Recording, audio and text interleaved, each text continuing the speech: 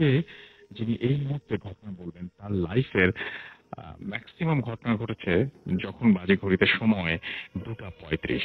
তো 2:35 এই জিনিসটা আমি জানি না যে আপনাদের কার কাছে কতটা বেশি অদ্ভুত রকমের একটা টাইমিং বা একটা টাইম, বাট ওনার কাছে খুবই আজব একটা টাইম। আপনার আমরা শুরুতে একটু পরিচিত হয়ে যাই, তারপরে আমরা কথা বলতে পারি এটা নিয়ে। এবং আপনার নামটা প্লিজ একটু আমাদেরকে বলবেন। আমি ফয়সাল আহমেদ কাফি। আচ্ছা, ফয়সাল আহমেদ কাফি। আপনি যেটা বলছিলেন যে আপনার লাইফের ম্যাক্সিমাম ঘটনাই 2:35 ঘটেছে, এবং এই টাইমটার আগেও না, এই টাইমটার পরেও না, রাইট? না, জাস্ট একদম এক্স্যাক্টলি 2:35। 2:35। তো মানে এই ব্যাপারটার সাথে আপনি কখনো কি কারো কাছে জিজ্ঞেস করেছিলেন যে কেন এমন হয় বা এরকম কিছু? এটা নিয়ে আমি কিছু কোয়েরি করেছি যে আসলে, কিন্তু টাইমটার ব্যাপারে আমি কারো কাছ থেকে কোনো কিছু জানতে পারিনি। বাট আমি জানতে পেরেছি থেকে যে, আমি যেটা জানতে পেরেছিলাম সেটা হচ্ছে যে যত কিছুই ঘটুক, ঘটনা যত কিছুই হোক, কখনোই কোনো কিছু, যেটা আমিও ট্রাস্ট করি, যে কোনো কিছু আমাকে গায়ে স্পর্শ করতে পারবে না, কিংবা আমাকে কখনো কোনো কিছু টাচ করার মতো মানে ক্ষমতা কেউ রাখে না আর কি, এরকম। আচ্ছা, ওকে। সেই ব্যাপারে আমরা পরে আসবো। হিউম্যানকে আর কি কেউ টাচ করার মতো ক্ষমতা রাখে না, সেটা রাইট। হ্যাঁ, সেটাই। তো যাই হোক, এই আত্মবিশ্বাস আপনার আছে, এবং এই আত্মবিশ্বাস যদি আপনি ধরে রাখতে পারেন তাহলে অনেক কিছুতেই আপনি অনেক কিছু ফেস করে হয়তো ভেঙে পড়বেন না, সেটা একদম নিশ্চিত।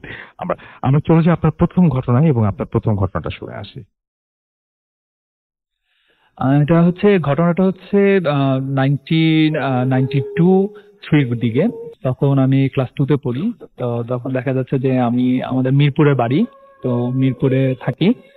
দেখা যাচ্ছে যে মিরপুর ঠিক পূর্বী সিনেমা হলটার অপোজিটেই আমাদের বাসাটা। এখন ওইখানটা একটা হসপিটাল আছে, যেটা হচ্ছে ইসলামী ব্যাংক হসপিটাল। তার পাশে যে বিটিআই বিল্ডিংটা, বিটিআই যে বড় বিল্ডিংটা, ঠিক সেই বিল্ডিংটাতেই আর কি আমাদের মানে তখন ওই বাসাটা ছিল। তখন এই বিল্ডিংটা ছিল না, ওইখানটায় আমাদের একটা 4 তলা বিল্ডিং ছিল, এটার 4th ফ্লোরে আমরা থাকতাম। তো যখন ওই বাসাটায় উঠি, তার আগে ওই বাসাটাতে কিছু হন্টেড ঘটনা ঘটে, যার কারণে ওই বাসাটা তখন ভাড়া হচ্ছিল না। যেমন এটা হচ্ছে যে, তার কিছুদিন আগে, আমরা বাসা ওঠার আগে, যে ওইখানটায় একটা মহিলা, একটা ইয়াং মেয়ে, সে গলায় আত্মহত্যা করে রশি দিয়ে, যার কারণে ওই বাসাটা কেউ ভাড়া নিচ্ছিল না। আচ্ছা। যে কারণে ভাড়া নিচ্ছিল না, মানে ভাড়াটা হলেও মানে 2-1 দিন থেকে তারপর আবার চলে যাচ্ছিল। বাসায় থেকে থাকার পরে চলে যাচ্ছিল, বেশি দিন থাকতে পারতেছিল না কেউ। তো আমার আম্মু খুব সাহসী, তো প্রচন্ড রকম সাহসী মহিলা, উনি উঠে গেল ওই বাসা ভাড়াটাও অনেক কম পেলাম। তো যার কারণে দেখা গেল যে বাসাটা আমরা না করে আমরা উঠে যাই। তো উঠার আগে আম্মু হুজুরা নিয়ে আর কি, যে পুরো বাসাটা আমাদেরকে মানে হুজুরে নিয়ে সবকিছু ঠিকঠাক করার জন্য একটা ব্যবস্থা করেন। তো আমি যে রুমটাতে আর কি থাকতাম, তার ঠিক সাথেই একটা ব্যালকনি ছিল। মানে আমার পুরো ফ্ল্যাট জুড়ে যে বিশাল বড় এক ব্যালকনি ছিল, খোলা বারান্দা, স্টিলের রেলিং ছিল ওই বারান্দাটার মধ্যে, আমার ঠিক রুমের সাথেই থাকতো। তো ওই হুজুর ওই রুমটাতে, ওই বারান্দাটাতে যান নাই। উনি বলতেছিলেন, হাসতে হাসতেই বললো যে ওনার খুব ভয় লাগে, ওই বারান্দাটাতে উনি যাইতে পারবে না। তো এই বলে উনি ফেরত চলে আসে আর কি। তো ছোটবেলা যখন ছিলাম তখন আম্মু আব্বুর সাথে ঘুমাতাম, তো ওই রুমটাতেই আমি অ্যাকচুয়ালি ঘুমাতাম আম্মু আব্বুর সাথে, ওই রুমটাতে ঘুমাতাম। ছোটবেলায় দেখা যেত যে, ছোটবেলায় রাতের বেলা, তখন ঠিক সময়টা মনে নেই, তখন রাতের বেলা দেখা যেত যে সময়টা হচ্ছে যে কান্নার শব্দ পেতাম। বাচ্চা একটা কাঁদতেছে, ছোট বাচ্চা কাঁদতে কাঁদতে হঠাৎ করে এটা অ্যাডাল্ট একটা মহিলার কান্না চলে আসতো। প্রচন্ড রকম মানে অ্যাডাল্ট একটা মহিলার কান্না চলে আসতো, অনেক জোরে চিৎকার করে কাঁদতেছে, মানে প্রচন্ড দুঃখ নিয়ে কাঁদতেছে, কিন্তু আসলে কারণটা কি বোঝা যেত না। তো তখন আমি ঘুম ভেঙে যেত আমার। তো ঘুম ভেঙে আম্মুকে জিজ্ঞেস করতাম যে, আম্মু কে কান্দে, কে কাঁদতেছে?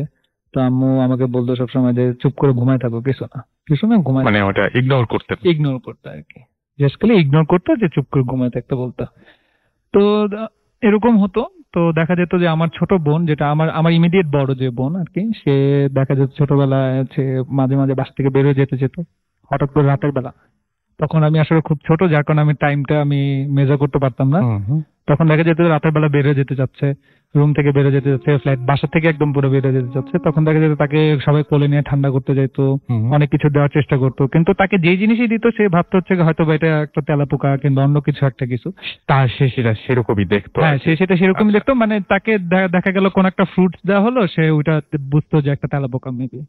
সে হাসতে হাসতে বলতো আমি এখনই চলে আসবো, তোমরা কোনো টেনশন করো না, আমি চলে আসবো। এরকম করতো, আমরা দেখতাম। তো তখন আমি কিছু বুঝতে পারতাম না। তো আমার সাথে যখন প্রথম যে ইনসিডেন্টটা হয় সেটা হচ্ছে ক্লাস 7-এ পড়ি, তখন ক্লাস 8-এ পড়ি আমি তখন। তো ওই রুমটাতে তখন আমি একা শুই।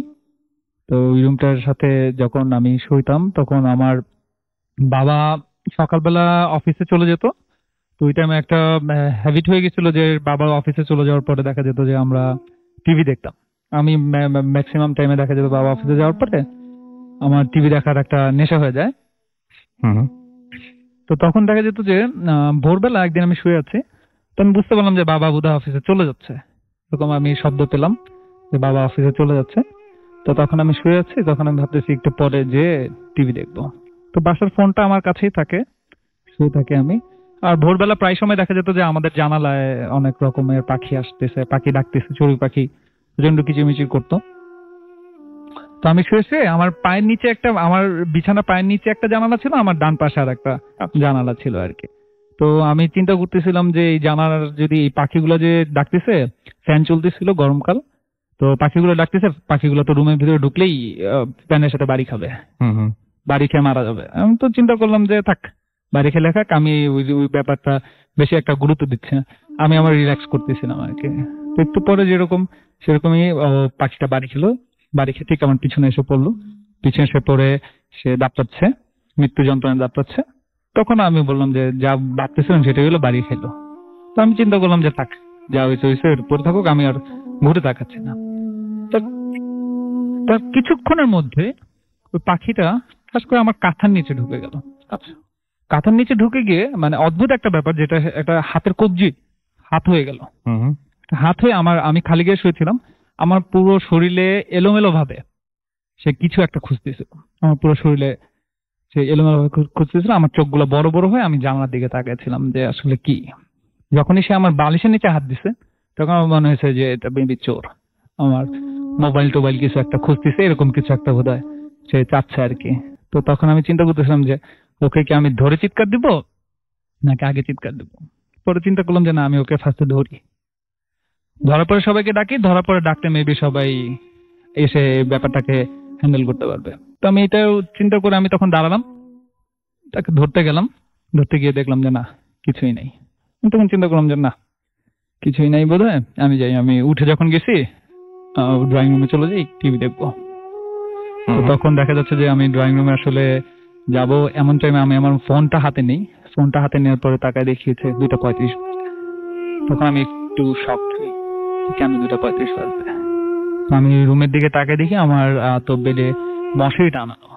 যদি পাখি যদি ফ্যানের সাথে বাইরে খেত তাহলে সেটা মশারির উপরে পড়ার কথা ছিল, ওটা আমার বেড পর্যন্ত পড়ার কথা না। তা তখন আমি ভাবতে থাকি যে আমার মোবাইলে বোধহয় টাইমে প্রবলেম, কারণ আমি জানলার দিকে তাকাও দেখতে পাচ্ছি যে দিন, কিন্তু আমার ফোনে কেন 2:35 বাজে। তো আমি আমার যখন ওয়াল ঘড়িটার দিকে তাকাই, ওয়াল ঘড়িটার দিকে যখন আমার মোবাইল লাইটটা নেই, তখন তাকে দেখি 2:35। তখন আমি প্রচন্ড রকম ভয় পাই। ভয় পেয়ে আমি এক দৌড়ে আমি আমার রুম থেকে বেরোতে নেই। ঠিক তখনই আমি আমার বারান্দার যে দরজাটা, সেই দরজাটার দিকে তাকানোর পরে দেখি যে প্রচন্ড রকম আলো বাইরে, আর বারান্দার দরজাটা লেগে যাচ্ছে, বন্ধ হয়ে গেল ঠাস করে। আমি আমার রুম থেকে বের হয়ে গিয়ে আমি আমার আম্মুর রুমে যাই। আম্মুর রুমে যাওয়ার পরে আম্মুর রুমে যেয়ে বসলাম। বসার পরে দেখা যাচ্ছে যে আমি আর কোনো কথা বলতে পারছি না, প্রচন্ড রকম শক, আমি আর কোনো কথা বলতে পারছি না। তো কথা বলতে না পারার কারণে সবাই আমাকে জিজ্ঞেস করতেছে যে, তারা বুঝতেই পারছে যে হয়তো বা কোনো একটা ইনসিডেন্ট ঘটছে, যার কারণে আমি আর কথা বলতে পারতেছি না। আমার বাবা আমাকে সাথে করে নিয়ে গেল আমার রুমে। রুমে নিয়ে যাওয়ার পরে আমাকে বলল যে কি হয়েছে। তো আমি সরাসরি আমি আমার বারান্দার যে দরজাটা, সেই বারান্দার দরজাটার দিকে যাই। যাওয়ার পর দেখতে পারি যে আমার বারান্দার দরজাটা অ্যাকচুয়ালি লকড করা। যদি আমি তখন কেন খোলা দেখতে পেলাম, যে খোলা থেকে বন্ধ হয়ে গেল, আমি দেখলাম যে না, রাতে বলে তো লক করে ঘুমানো হয়েছে। তখন আমি বুঝতে পারলাম যে আসলে কিছু একটা তখন হয়েছে। আমি প্রচন্ড রকম ভয় পাই। তাছাড়াও দেখা গেছে যে প্রায় সময় আমাদের যে পাশের বাসা যেটা ছিল, আমার বন্ধুর বাসা। তো আমার বন্ধুর বাসা ছিল নিচতলা। তো ওদের ওয়াশরুমটা ছিল একটু বাইরের দিকে, গোসলখানা যেটা ছিল সেটা একটু বাইরের দিকে ছিল বাসা। তো দেখা যেত ওদের কাছ থেকে শুনতে পেতাম যে ওই জায়গাটায় সারা রাতের বেলা কে জানি গোসল করতেছে। তো 2:35 এরকম যখন আমি কলেজে উঠি তখন আমার সাথে আরো দুটো ঘটনা ঘটে। যখন ঘটনাটা ঘটে হচ্ছে এরকম যে আমি একদিন আমার ফোনে একটা ফোন আসে। তো ফোন আসার পরে 2:15 দিকে আমার একটা ফোন আসে। তো ফোন আসার পর আমার কলেজ ফ্রেন্ড ফোন করে আমাকে। আমি কথা বলার জন্য বারান্দায় গেলাম। বারান্দায় যাওয়ার পর বারান্দায় চেয়ারটা রেখে আমি জাস্ট রেলিং এর উপর পা দিয়ে আমি চেয়ারে বসে কথা বলতে। ঠিক তখনই আমার ফোনটা মনে হলো যেন ক্রস কানেকশন হলো, কি জানি হলো, কেউ একজন খুব বেয়াদবের মতো হাসতেছে ফোনের মধ্যে। আর খুবই রাগ উঠলো শুনে, যে আমার কাছে খুবই বিরক্ত লাগছে কে এইভাবে করে হাসতেছে। তো আমি জিজ্ঞেস করলাম কে, কে হাসে, মানে কে তুই। জিজ্ঞেস করছি, সে পাল্টা দুবার হেসে আমাকে জিজ্ঞেস করলো তুই কে। মানে তার হাসিটা আর কথা যে বললো তুই কে। আমি তখন ভাবলাম যে তুই কে, মানে ওটা পুরুষ না মহিলা। এটা আমি মানে ডিসাইড করা মানে কারো পক্ষে বোধহয় পসিবল হবে না যে আসলে কে বললো। গলার কণ্ঠটা এরকমই ছিল যে পুরুষ না মহিলা সেটা বোঝা যাচ্ছিল না। আবারও হাসতে লাগলো। তখন আমি ফোনটার সাথে সাথে কেটে দিই। কাটার পরে তাকে দেখি ফোনের মধ্যে 2:35 বাজে। সাথে সাথে আমি আমার রুমে চলে যাই। রুমে চলে গিয়ে গেটটা লাগায় আমি আবার ঘুমায় থাকি। তো এরকম প্রায় সময় আমাদের সাথে নানা ধরনের আমাদের বাসা আশেপাশে যেগুলো ঘটতো আর কি, তো আমরা শুনতে পেতাম আর কি যে এরকম হয়েছে, অন্যরকম হয়েছে। তো একদিন তখন আমি ইন্টারমিডিয়েট সেকেন্ড ইয়ারে পড়ি, তখন শুয়ে আছি। শুয়ে থাকার পরে তখন আমার মোটামুটি কিছু কোয়েরি করি, কিছু মুরব্বীদের সাথে আমি এইসব ব্যাপার নিয়ে কথাও বলি যে ব্যাপারগুলো কি আসলে। আমার মা আমাকে সবসময়, তার কাছে আমি কখনোই এইসব ব্যাপারে মানে প্রশ্রয় পাই নাই। যখন এইসব, সে প্রচন্ড রকম সাহসী থাকার কারণে তাকে যখনই কোনো কিছু জিজ্ঞেস করতাম এগুলো কিচ্ছু না, একটাই কথা বলতে এগুলো কিচ্ছু না, এগুলো নিয়ে টেনশন করতে হবে না। তো আমার নানুর কাছে আমি কথা বলি। বিশ্বাস করেন না এরকম কিছু, নাকি আপনাকে সাহস দেওয়ার জন্য? না, আমি আসলে এই ব্যাপারটা নিয়ে কনফিউজ। সেটা বিশ্বাস না করার মতো কিছু না, সে বোধহয় সাহস দেওয়ার জন্য। আর যেটা হবে সেটা সে মনে হয় সে জানতোই যে এরকম কেউ বোধহয় ক্ষতি করার মতো কিছু না আর কি। তো দেখা গেছে যে আমি আমার ঢাকা ইউনিভার্সিটির এক প্রফেসরের সাথে, উনি আবার এইসব ব্যাপার নিয়ে খুব কথা মানে নাড়ানাড়ি করতেন আর কি। তো ওনার সাথে কথা যখন বললাম, উনি আমাকে আরেকটা সাহস দিলেন যে আমার মা আমার সাথে এরকম করার কারণটা আমাকে বললেন যে আসলে উনিও বিলিভ করেন এটা। আমাকে উনি বুঝালেন যে এটা আসলে যখনই কোনো কিছু ঘটুক না কেন, তার মানে এরকম কোনো যদি আত্মা কিংবা এরকম যদি কোনো প্যারানর্মাল ঘটনা ঘটেও থাকে, তো সেটা কারো গায়ে টাচ করার মতো, কোনো হিউম্যান বডিকে টাচ করার মতো ক্ষমতা রাখে না। হয়তো বা সে সামনে দিয়ে যেতে পারে, বাতাস দিতে পারে, কিন্তু হিউম্যান বডিকে টাচ করবে এরকম কখনো এরকম তারা কিছু রাখে না। তখন থেকে আমি এখন পর্যন্ত আর কি স্টিল নাও আমি বিশ্বাস করি, এবং আমাকে কেউ কিছু বললে আমি এটা বিশ্বাস করি যে যত কিছুই হোক হিউম্যান বডিতে টাচ করার মতো এটা কখনো তারা, এই ক্ষমতা তাদের কাছে থাকে। তো একদিন রাতের বেলা আমি ঘুমাচ্ছি, শুয়ে আছি। শুয়ে থাকার সময় দেখতে পেলাম ঘুমটা হঠাৎ করে ভেঙে গেল। তো আমার রুমে একটা খালি জায়গা ছিল, যেখানটা আলমারি রাখার জন্য আর কি খালি জায়গাগুলো করা হতো আর কি রুমে। তো ওইখানটায় আমি দেখতে পেলাম যে শুয়ে আছে, ঠিক আমার উপরে, চেহারা দেখা যাচ্ছে না, পুরো চেহারাটা চুল দিয়ে ঢাকা, আমার উপরে হাত দুটোকে ভাঁজ করে, মানে উপর হয়ে সহ যদি কেউ কারো উপরে এইভাবে করে কে যেন একজন শুয়ে আছে। ঠিক আমি জাস্ট নর্মালি আমি তার দিকে তাকালাম। আমি খুব বেশি ভয়ও পাচ্ছি না, কোনো কিছুই করতেছি না, কিছুই হচ্ছে না। আমি দেখলাম যে সে জোনাকি পোকার মতো এরকম জলে নিবে যেভাবে, ঠিক আমার উপর থেকে উঠে যাচ্ছে।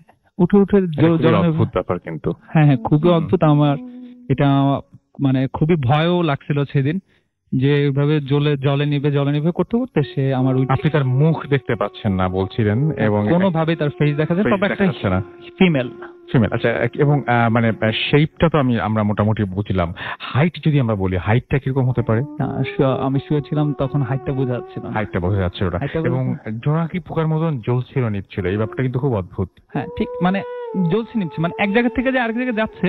তো দেখা যাচ্ছে যে একবার মানে একটু সামনে গেলে আবার একটু দেখা গেল, আবার বন্ধ হয়ে গেল, আবার একটু সামনে গেল, আবার একটু দেখা গেল। ব্যাপারটা এরকম আর কি। ঠিক সে হেঁটেও যাচ্ছে না, আবার উড়েও যাচ্ছে না, বিষয়টা এরকম লাগছে আর কি। আমার খাট থেকে সে নেমে যাচ্ছে কখন কিভাবে কি সেটা না, জ্বলছে নিচ্ছে। সে ঠিক ওই খালি জায়গাটা গিয়ে বসে পড়লো। তার চেহারা দেখা করছে না, তার লাল ব্লাউজ এন্ড সাদা শাড়ি, সেটা আপনি দেখতে এটা আমি পেয়েছেন বুঝতে মোটামুটি। পারলাম। লাল ব্লাউজ, সাদা শাড়ি, উজ্জ্বল ফর্সা গায়ের রং, এটা আমি বুঝতে পারছিলাম যে উজ্জ্বল ফর্সা গায়ের রং, লাল ব্লাউজ, সাদা শাড়ি। তার হাতের ব্লাউজের এই জায়গাটুকু, হাতাটুকু পর্যন্ত কি দেখা যায়। মনে হচ্ছিল তখন আপনার? আপনি মানে কিরকম, মানে তখন ওই আমি সময় কি মনে আসলে হচ্ছে যে ঘর থেকে দৌড় দিয়ে বের হয়ে যায় না, নাকি ওই এরকম সময়? কোনো কিছু তখন, আর ততদিনে আমি বেশ অ্যাডাল্ট হয়ে যাই। তো তখন আমি জাস্ট আমার ফোনটা হাতে নেই। হুম। ফোনটা হাতে নেওয়ার পরে আমি জাস্ট টাইমটা চেক করার জন্য, Yes. টাইমটা যখনই চেক করি তখন দেখি And it 2:35। was- 2:35, তখন আমি বুঝতে পারি যে 2:35। তো এখনো আমি দেখেন, যখন আমি 2:35টাকে আমি অ্যাভয়েড করি। দেখা যায় হচ্ছে যে আমি বাসায় কম্পিউটার ইউজ করতেছি, রাত হয়ে গেছে, 2:35 তখন হয়তো আপনি কাউকে ডেকে নিলেন বা এরকম না কিছু। আমি রুমের লাইট টাইট মানে খুব কনসার্ন থাকি আর কি। ওই বাসায় এখন আমরা থাকি না, তারপর আমি খুব কনসার্ন থাকি। 2:35 দেখা গেল ওয়াশরুমেও যায় না, কিংবা কখনো না। ওই বাসা ছাড়ার পরেও 2:35 আমার সাথে একদিন একটা ঘটনা ঘটে। সেটা হচ্ছে যে আমি একদিন গোসল করতে যাই। তো সেটা নতুন আমরা হয় বাসায়। পরে শুনবো, আমরা হ্যাঁ, পরে ঘটনা sure. আবার পরে শুনবো। Yeah. দুটো শুনলাম আমরা, এই দুটো আগে হজম করি। And thank you very much আমাদেরকে ঘটনা বলার জন্য। তো যারা আমাদের সঙ্গে আছেন এই মুহূর্তে তাদেরকে অনেক অনেক অনেক অনেক ধন্যবাদ। একটা ছোট্ট বিরতি নিতে হবে কারণ ঘটনাটা অনেক লম্বা ছিল, তারপরে আমরা আবারও ঘটনায় ফিরে আসবো। সেই পর্যন্ত আশা করছি আমাদের সঙ্গেই থাকবেন। আচ্ছা না, আমি একটা স্টোরি পড়ে দিই, তারপরেই আমরা একটা ব্রেকে যাই। দেখা যাক এই ঘটনাটা আপনাদের কেমন লাগে। আমাদের একটা মেইল আমি পড়ছি, যেভাবে লিখেছেন সেভাবে পড়ছি। রাসেল ভাই, আশা করি ভালো আছেন। আমি প্রীতম ভৌমিক। আমি বাংলাদেশি কিন্তু ভারতে বিজনেস করি, তাই পরিবার নিয়ে এখানেই আছি। আমি স্টুডিওতে আসা আমার পক্ষে সম্ভব নয়, তাই লিখছি। ঘটনাটি ভালো লাগলে পড়ে শোনাবেন। আজ একটি ঘটনা শেয়ার করতে চাই, আমার জীবনকে একেবারে বদলে দেয়। ঘটনাটি ঘটে 2014 এপ্রিলে। আমি ভারতের রাজস্থানের কোটা নামক একটি জায়গায় ঘুরতে গিয়েছিলাম। আমি অপরিচিত জায়গায় একা যেতে পছন্দ করি। তখনও আমি একা ছিলাম। এয়ারপোর্ট থেকে একটি গাড়ি ভাড়া করে কোটার জন্য রওনা হই। হাইওয়ে ধরে বেশ কিছু দূর যাওয়ার পর ড্রাইভার একটি শর্টকাট রোড দিয়ে যাওয়ার জন্য বলে। রাত 11টার ওপর হবে তখন, আর হাইওয়ে দিয়ে গেলে বেশি দেরি হয়ে যাবে বলে শর্টকাট নিতে বলি। But it was my bad luck যে শর্টকাট রোড দিয়ে আধ ঘন্টা চলে গাড়িটি থেমে যায়। সকালের ঠিক আগে ঠিক হওয়ার কোনো উপায় নেই বলে আমি আবার হাইওয়ের দিকে হাঁটতে থাকি। কিন্তু আমি প্রায় 15 কিলোমিটার দূরে ছিলাম হাইওয়ে থেকে। আশেপাশে ছিল না কোনো জনবসতি। একটা ফ্ল্যাশ লাইটের আলোতে হাইওয়ের দিকে আমি হাঁটছিলাম। আমার জন্য এটা নতুন কিছু ছিল না। এর আগেও এমন সিচুয়েশনে আমি পড়েছি, বাট ওই রাতে আমি নর্মাল কিছু ফিল করতে থাকি। আমি ফিল করি আমার পেছন পেছন বেশ কিছু মানুষ এগিয়ে আসছে। ভয় লাগছিল, কিন্তু সাহায্য পাওয়ার আশা নিয়ে পেছনে ফিরলাম। কাউকে দেখতে পেলাম না, বাট একটু আগেও কিছু মানুষ আসার সাউন্ড পেয়েছিলাম। সাহস নিয়ে আবার সামনে ফিরে হাঁটতে থাকলাম। সাথে সাথে পেছন থেকে সাউন্ড পেতে থাকে। আমি থেমে যাই। আমি ফিল করি বেশ কিছু মানুষ আমার দিকে এগিয়ে আসছে এবং তাদের শব্দ পেলাম, তাদের সাথে আজব এক গন্ধ। আমি একেবারে স্থির হয়ে গিয়েছিলাম। এবং আমি বুঝতে পারছিলাম না যে কি করব। একটু পর সাহস করে পেছনে ফিরে দেখে আমার হার্ট অ্যাটাক হবার মতো অবস্থা হয়েছিল। আমি দেখি কিছু কালো কাপড় পরা মানুষ, তাদের চারপাশে অদ্ভুত বেগুনি আলো, আর এদের পা নেই। বলতে গেলে এক প্রকার বাতাসে ভাসছিল তারা। মুখ ছিল কালো কাপড় দিয়ে মোড়া। বুঝতে পারলাম সুপার ন্যাচারাল কিছু হবে। আমি আর কিছু ভাবছিলাম না। আমি সামনে ফিরলাম এবং দৌড়ানো শুরু করলাম। আমার মনে হচ্ছিল এরাও পিছু পিছু আসবে। সাডেনলি সামনে আলো দেখতে পাই। এটা একটা হোটেলের সাইনবোর্ড, আর সামনেই একটি হোটেল। আমি আরো জোরে দৌড়াতে থাকি। গলা শুকিয়ে কাঠ হয়ে গিয়েছিল আমার, বাট থামার কোনো চিন্তাও করিনি। গোল ছিল, আমার লক্ষ্য ছিল যে যেভাবে হোক হোটেলে পৌঁছাতে হবে। শেষ পর্যন্ত হোটেলে পৌঁছে ফ্লোরে বসে পড়লাম। কথা বলার সাহস ছিল না। এরপর কিছু হোটেলের স্টাফ আমার দিকে আসলেন, আমাকে নিয়ে বসলো এবং এক গ্লাস পানি দিল। আমি কিছুটা নর্মাল হলে হোটেল স্টাফদের দিকে তাকাই। আমার জীবনের সবচেয়ে ভয়ঙ্কর মোমেন্ট ছিল এটি, যাদের থেকে বাঁচতে চেয়েছিলাম। আমি সকল শক্তি দিয়ে দৌড়ে হোটেলে আশ্রয় নিলাম। এটা যেন সেই তাদেরই আস্তানা। যাদের আমি হোটেলের কর্মী ভেবেছিলাম তারা আসলে মানুষই ছিল না, সকলে ছিল কালো কাপড় পরিহিত, এদের কারো পা ছিল না। এবার এদের মুখ খোলা ছিল এবং আর তা ছিল ভয়াবহ। চোখ ছিল সম্পূর্ণ কালো, নাক গাল সবকিছু ছিল ঝলসানো। নাক আর চোখ দিয়ে বেগুনি কিছু একটা বেরিয়ে আসছিল। আর কিছু দেখার আগেই আমি অজ্ঞান হয়ে যাই। পরের দিন আমি নিজেকে আবিষ্কার করি হাসপাতালে। এক পুলিশ কর্মচারী আমাকে প্রশ্ন করলো, আপনি গভীর জঙ্গলে কি করছিলেন?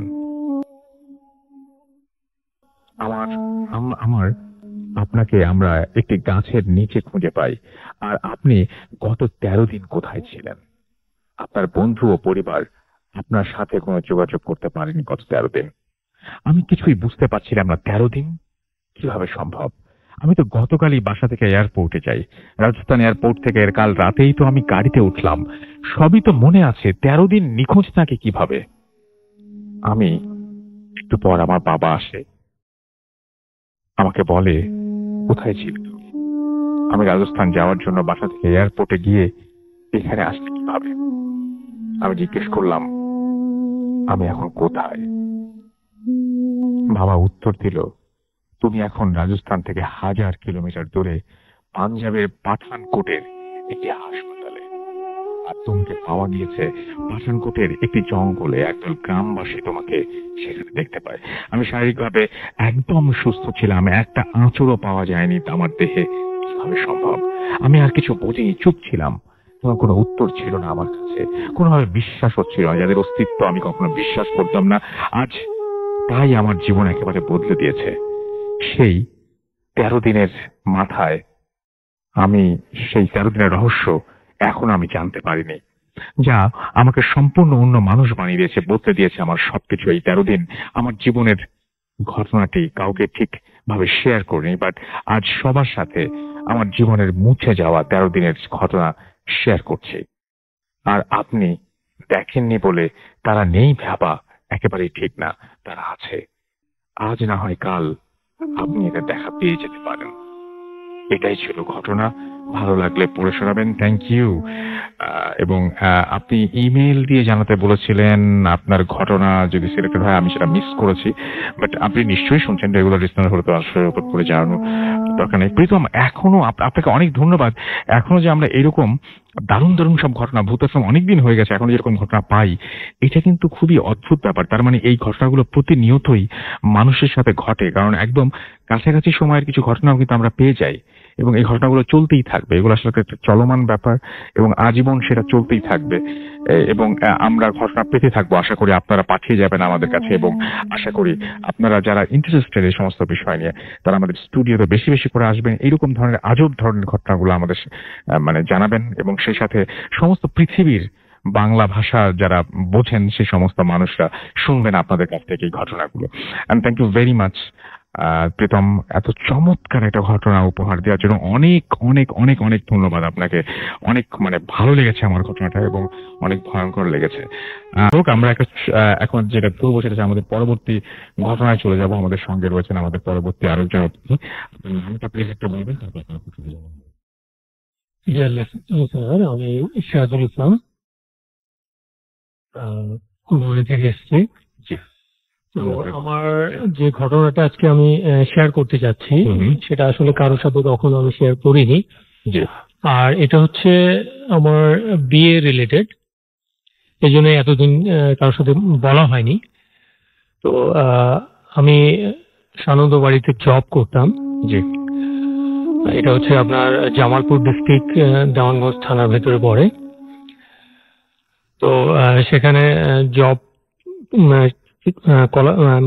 জব চলাকালীন সময়টা খুব ভালো ছিল। আমার ক্যারিয়ারের প্রথম ছিল, আমি একটা টয়লেটিস কোম্পানিতে সেখানে জব করতাম।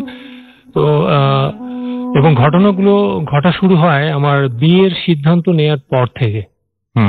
এর আগ পর্যন্ত ভালোই ছিলাম, যদিও শুনতাম বিভিন্ন হন্টেড প্লেস আছে, তারপরেও কোনো ঘটনা ঘটেনি। কিন্তু বিয়ের সিদ্ধান্ত নেওয়ার পর থেকে ঘটনাগুলো ঘটা শুরু হয়।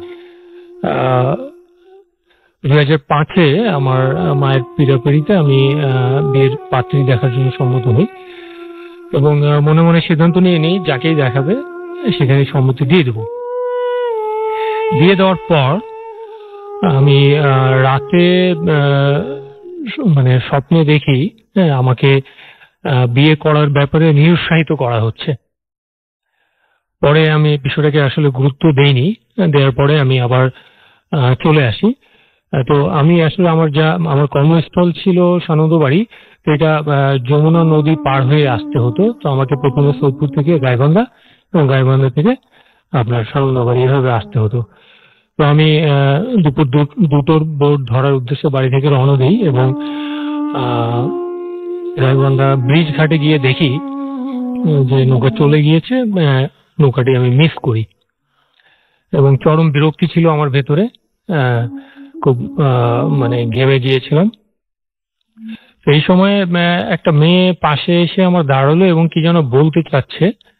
আমি আসলে মানে মোটেও আমি গুরুত্ব দেইনি। তখন ইতিমধ্যে একটি নৌকা দেখলাম, বেগুন বোঝাই করা একটি নৌকা। তাদেরকে আমি রিকোয়েস্ট করার পর তারা রাজি হলো আমাকে নিয়ে যাওয়ার জন্য। তখন আমি সেই নৌকায় উঠলাম। ওঠার পর ভেতরে দেখি দুজন মহিলা এবং একটি মেয়ে শিশু, আর বেগুনের ব্যাপারে আর দুজন মাঝি। নৌকাটা ছোট নৌকা ছিল। তো নৌকা আপনার বাঙালি নদী পার হয়ে যমুনায় ঢুকলো।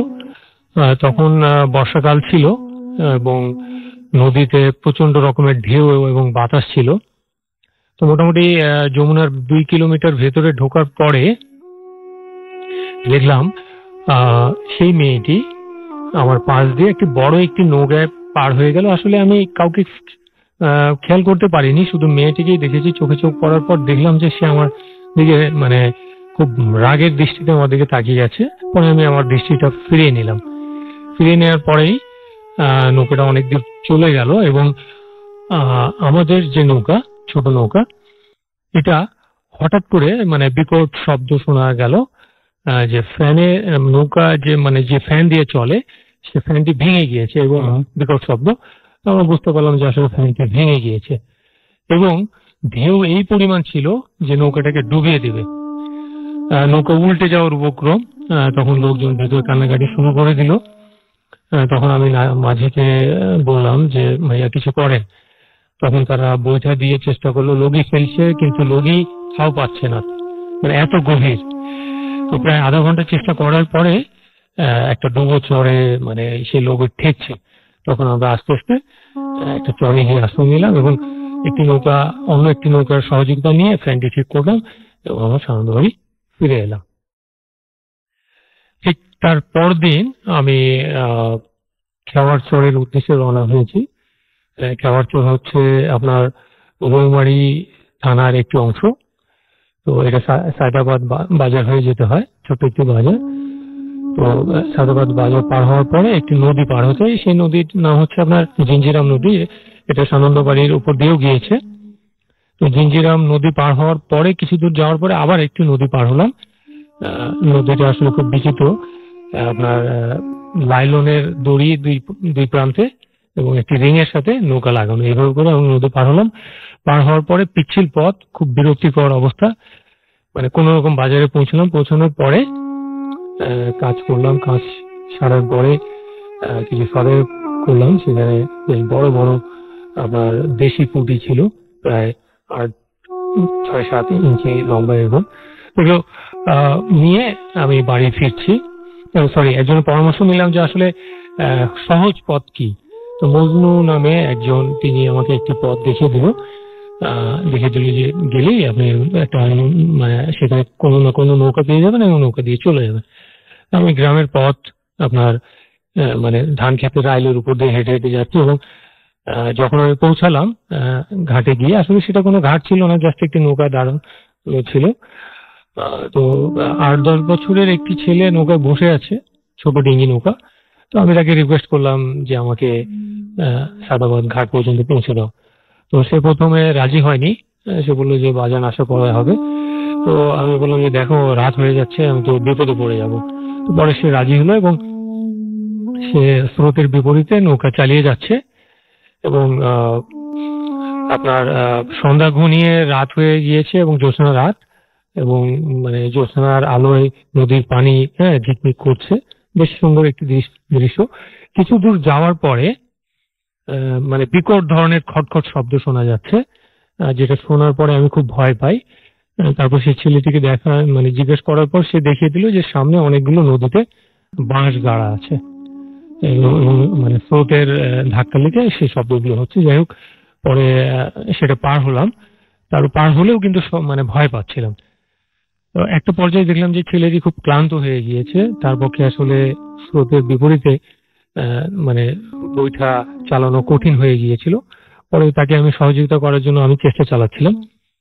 তো চেষ্টা চালাতে গিয়ে একটা পর্যায়ে লক্ষ্য করলাম যে আমিও টানতে পারছি না, মানে কে যেন নদীর নিচ থেকে সে বইটা টেনে ধরছে। তো আমি ভয় পেয়ে গেলাম। হ্যাঁ, তারপরও মানে কষ্ট করে চালিয়ে যাচ্ছি, কিন্তু কিছুক্ষণ পরপরই মনে হচ্ছে যে কে যেন টেনে ধরছে। হঠাৎ করে নৌকাটা কিসের সাথে গিয়ে ধাক্কা খেলো, নদীর তলদেশে হয়তো কিছু একটা ছিল। আচ্ছা, এবং সেটা তো ধাক্কাটা খুব অস্বাভাবিক আসলে নদীর তলদেশে, বাট কিছু একটা সেটা ধাক্কা খেয়েছে। ধাক্কা খাওয়ার পর প্রচন্ড স্রোতে নৌকাটা উল্টে গেল। উল্টে যাওয়ার পর আমার আছে সেই ছেলেটির কোনো কথা মনে ছিল না। আমি কিন্তু তলদেশে চলেই যাচ্ছি, এবং যখন আপনার তলদেশের মাটি দিয়ে আমার পা ঠেকলো, ঠেকার পরে আমি উপরে ওঠার চেষ্টা করছি, ঠিক তখনই লক্ষ্য করলাম আমার কাঁধের উপর শক্ত দুটো হাত আমাকে চেপে ধরলো এবং আমাকে নিচের দিকে চেপে ধরলো। এবং আমি উঠতে পারছি না, প্রাণপণ চেষ্টা চালাচ্ছি, উঠতে পারছি না। নাক মুখ দিয়ে আমার পানিও ভেতরে চলে গিয়েছে।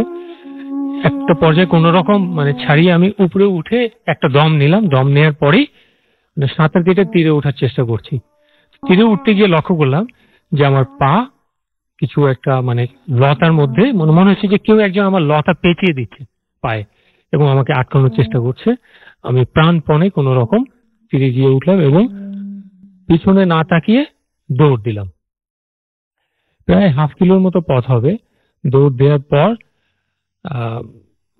আপনার সায়দাবাদ বাজারে গিয়ে অন্ধকার, হঠাৎ একজনের সাথে ধাক্কা খেলাম।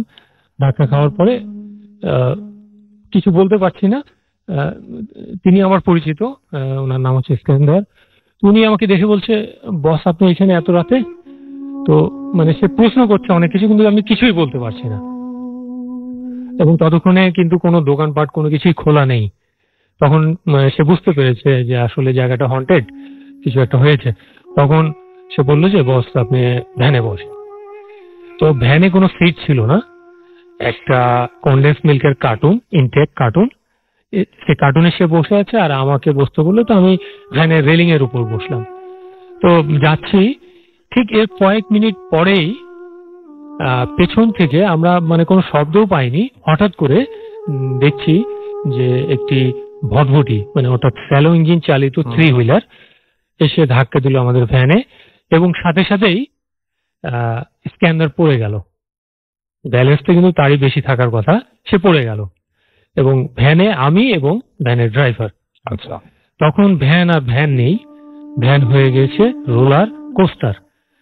রোলার কোস্টারের গতিতে ভ্যান এগিয়ে চলছে। আমি পিছনে শুধু তাকিয়ে দেখলাম এক মুহূর্ত, স্ক্যান্ডার ঠিক বাঁশ পাতা শুকিয়ে যাওয়ার পরে বাতাস এলে যেমন মাটিতে গড়ায়, ঠিক সে রোডের উপর সেভাবে গড়াচ্ছে এবং ভ্যানের দিকে আসছে। এটাও খুব অদ্ভুত ব্যাপার, পেছন থেকে যদি ধাক্কা দেয় সামনের দিকে গিয়ে পড়ার কথা, অথবা পেছনে পড়লেও সামনের দিকে গিয়ে ঘুরে যাওয়ার কথা না আর কি। তো এটাও একটা অদ্ভুত ব্যাপার। এবং একই সাথে আপনার যে এই একই দিনে দুইবার আপনি যেরকম ঘটনা মানে পড়লেন, আচ্ছা আপনি মনে শেষ করেননি, তারপরে তো নিশ্চয়ই ওনাকে উঠানো হয়েছিল, মানে আপনার তারপরে কি করলেন সেটা শুনে নেই। তারপর আমি সামনের দিকে দৃষ্টি দিতেই দেখি যে মানে আপনার ভটভটির যে ড্রাইভার, হ্যাঁ, অদ্ভুত রকমের চেহারা এবং তার মাথাটা পেছন দিকে ঘোরানো ছিল। আচ্ছা, এবং তার দিকে দৃষ্টি পড়া মাত্রই মনে হচ্ছে যে তার চোখ দুটো বের হয়ে আসছে, প্রচন্ড রাগ। মাথা ঘোরানো ছিল আপনার চোখ পেছন দিকে, চোখ দেখানোর কথা না আসলে। জি জি, মাথাটা পেছন দিকে ঘোরানো, আপনাদের দিকে মানে আমাদের দিকে ঘোরানো, মানে মাথাটা আপনার দিকে ঘোরানো, শরীরটা উল্টা দিকে। হ্যাঁ, সেটা হলো আপনি চোখ দেখতে পাবেন। এবং মানে প্রচন্ড রকমের রাগ তার। আমি সাথে সাথে আমার দৃষ্টিটা সরিয়ে ফেলি এবং ওই মানে তাৎক্ষণিক আমার ভেতরে আমার একটা কাজ করে মানে যে আমি কিভাবে বাঁচবো। এবং সামনেই একটি খ্যারের পুঁজ দেখি এবং আমি সেখানে লাফ দিয়ে নিজেকে সে যাত্রায় আমি রক্ষা করি এবং খুব দ্রুত আমি দৌড়ে গিয়ে স্কেন্দারকে আমি ধরি। স্কেন্দার দম নিতে পারছিল না, সে হাঁপাচ্ছিল আর মানে সে কোনো কথাই বলতে পারছিল না। পরে আমি তাকে আশ্বস্ত করি যে সমস্যা নেই, সব ঠিক হয়ে যাবে। তখন আমি মানে তাকে পানি খাওয়ানোর জন্য পানি খুঁজছি এবং মানে রোডের পার্শ্ববর্তী এক বাড়ি থেকে ডেকে পানি নিয়ে তার চোখে মুখে আমি পানি ফেলে দিই এবং পানি খাওয়াই। খাওয়ানোর পরে কোনো রকম সে যখন উঠে দাঁড়ায় তারপরে আমরা বের করে বাড়ি ফিরে আসি। ওকে, এই যে একই দিনে আপনার সাথে দুটো ঘটনা ঘটলো এবং একটা ঘটনা থেকে বাঁচার পরে আরেকজন সাহায্য করতে আসলে তিনি এবং আপনি দেখেন আবার বিপদে পড়লেন, মানে কোনো ভুল ছিল কি কোনো কিছুতে যার জন্য এই ঘটনাগুলো ঘটলো? মানে থাকে না যে অনেক সময় এরকম থাকে যে কোনো একটা জিনিস ঘটার কারণ মানে একটা কারণ থাকে। এই যে দুটো ঘটনা একই দিনে ঘটলো, এর পেছনে কোনো কারণ আছে বলে কি আপনি মনে করেন? হ্যাঁ, এর আগের একটি ঘটনা এটার সাথে আমার মিল আছে। সেটা হচ্ছে আমি একদিন বাইকে করে আমি সেই পথ দিয়ে যাচ্ছিলাম। আমি একদিন বাইকে করে সে পথ দিয়ে আমি যাচ্ছিলাম। তো আমার সামনে দিয়ে আহ, মানে কোনো বাতাস হচ্ছিল না, মানে কোনো বাতাস বা ঝড় কিছু ছিল না। দেখছিলাম যে মানে ধুলোর কুণ্ডলী রাস্তা পার হয়ে গেল আমার সামনে দিয়ে। হ্যাঁ, এবং মানে সেটার ভেতর দিয়েই কিন্তু আমি ক্রস করলাম এবং ক্রস করার সময় আমার কাছে মনে হলো যে মানে কাপড় জাতীয় কিছু একটা আমার গায়ে লেগেছে, কিন্তু আমি কিছুই দেখতে পারিনি। কাপড় জাতীয় কিছু একটা লেগেছে, তো আমি পার হয়ে গেলাম এবং কিছু দূর যেতেই মানে একটা রাস্তার উপর দিয়ে একটা ভেড়া ক্রস করতেছে এবং সেটাকে আমি বাঁচাতে গিয়ে আমি বিপদে পড়ি, অর্থাৎ মানে আমি নিয়ন্ত্রণ হারিয়ে রাস্তার উপর পড়ে যাই এবং পড়ে গিয়ে আমার মানে হাঁটু, হ্যাঁ, এগুলো সব ছুলে যায়। তারপরে আমার কোমরে ছুলে যায়। আমি 22 দিন আমি মানে কোনো কাজ করতে পারিনি। আমি টোটালি চিকিৎসাধীন ছিলাম এবং রেস্টে ছিলাম। ওকে, তো সেটা একটা কারণ আপনি বলছেন, মানে সেখান থেকে এই ঘটনার মানে রিলেশনটা আমি এখনো বুঝিনি।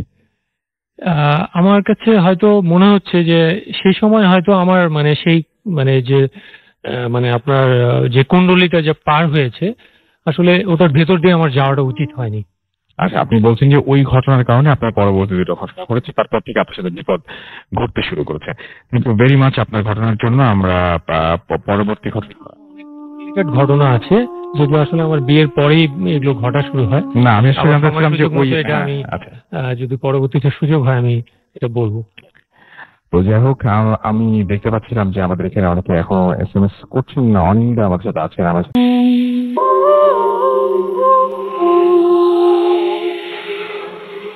আসসালামু আলাইকুম আসল ভাই, আমি রূপম দাস স্বপ্নের ঈশ্বর বিশ্ববিদ্যালয়ে পড়ালেখা করছি। তো আমি আমার জীবনের একটি অতি প্রাকৃতিক ভৌতিক ঘটনা আপনার সাথে শেয়ার করছি। আসল ভাই, ঘটনাটি ছিল শীতকালে।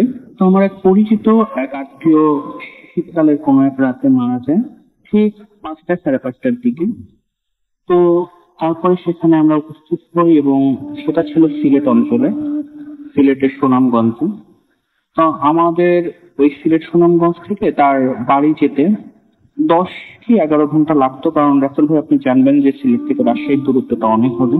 তো যেহেতু আমাদের আত্মীয় হয় সেহেতু রাত্রেবেলা সকলে সিদ্ধান্ত নিল যে তার লাশ তার বাড়িতে পৌঁছায় দেওয়ার ব্যবস্থা করা হবে।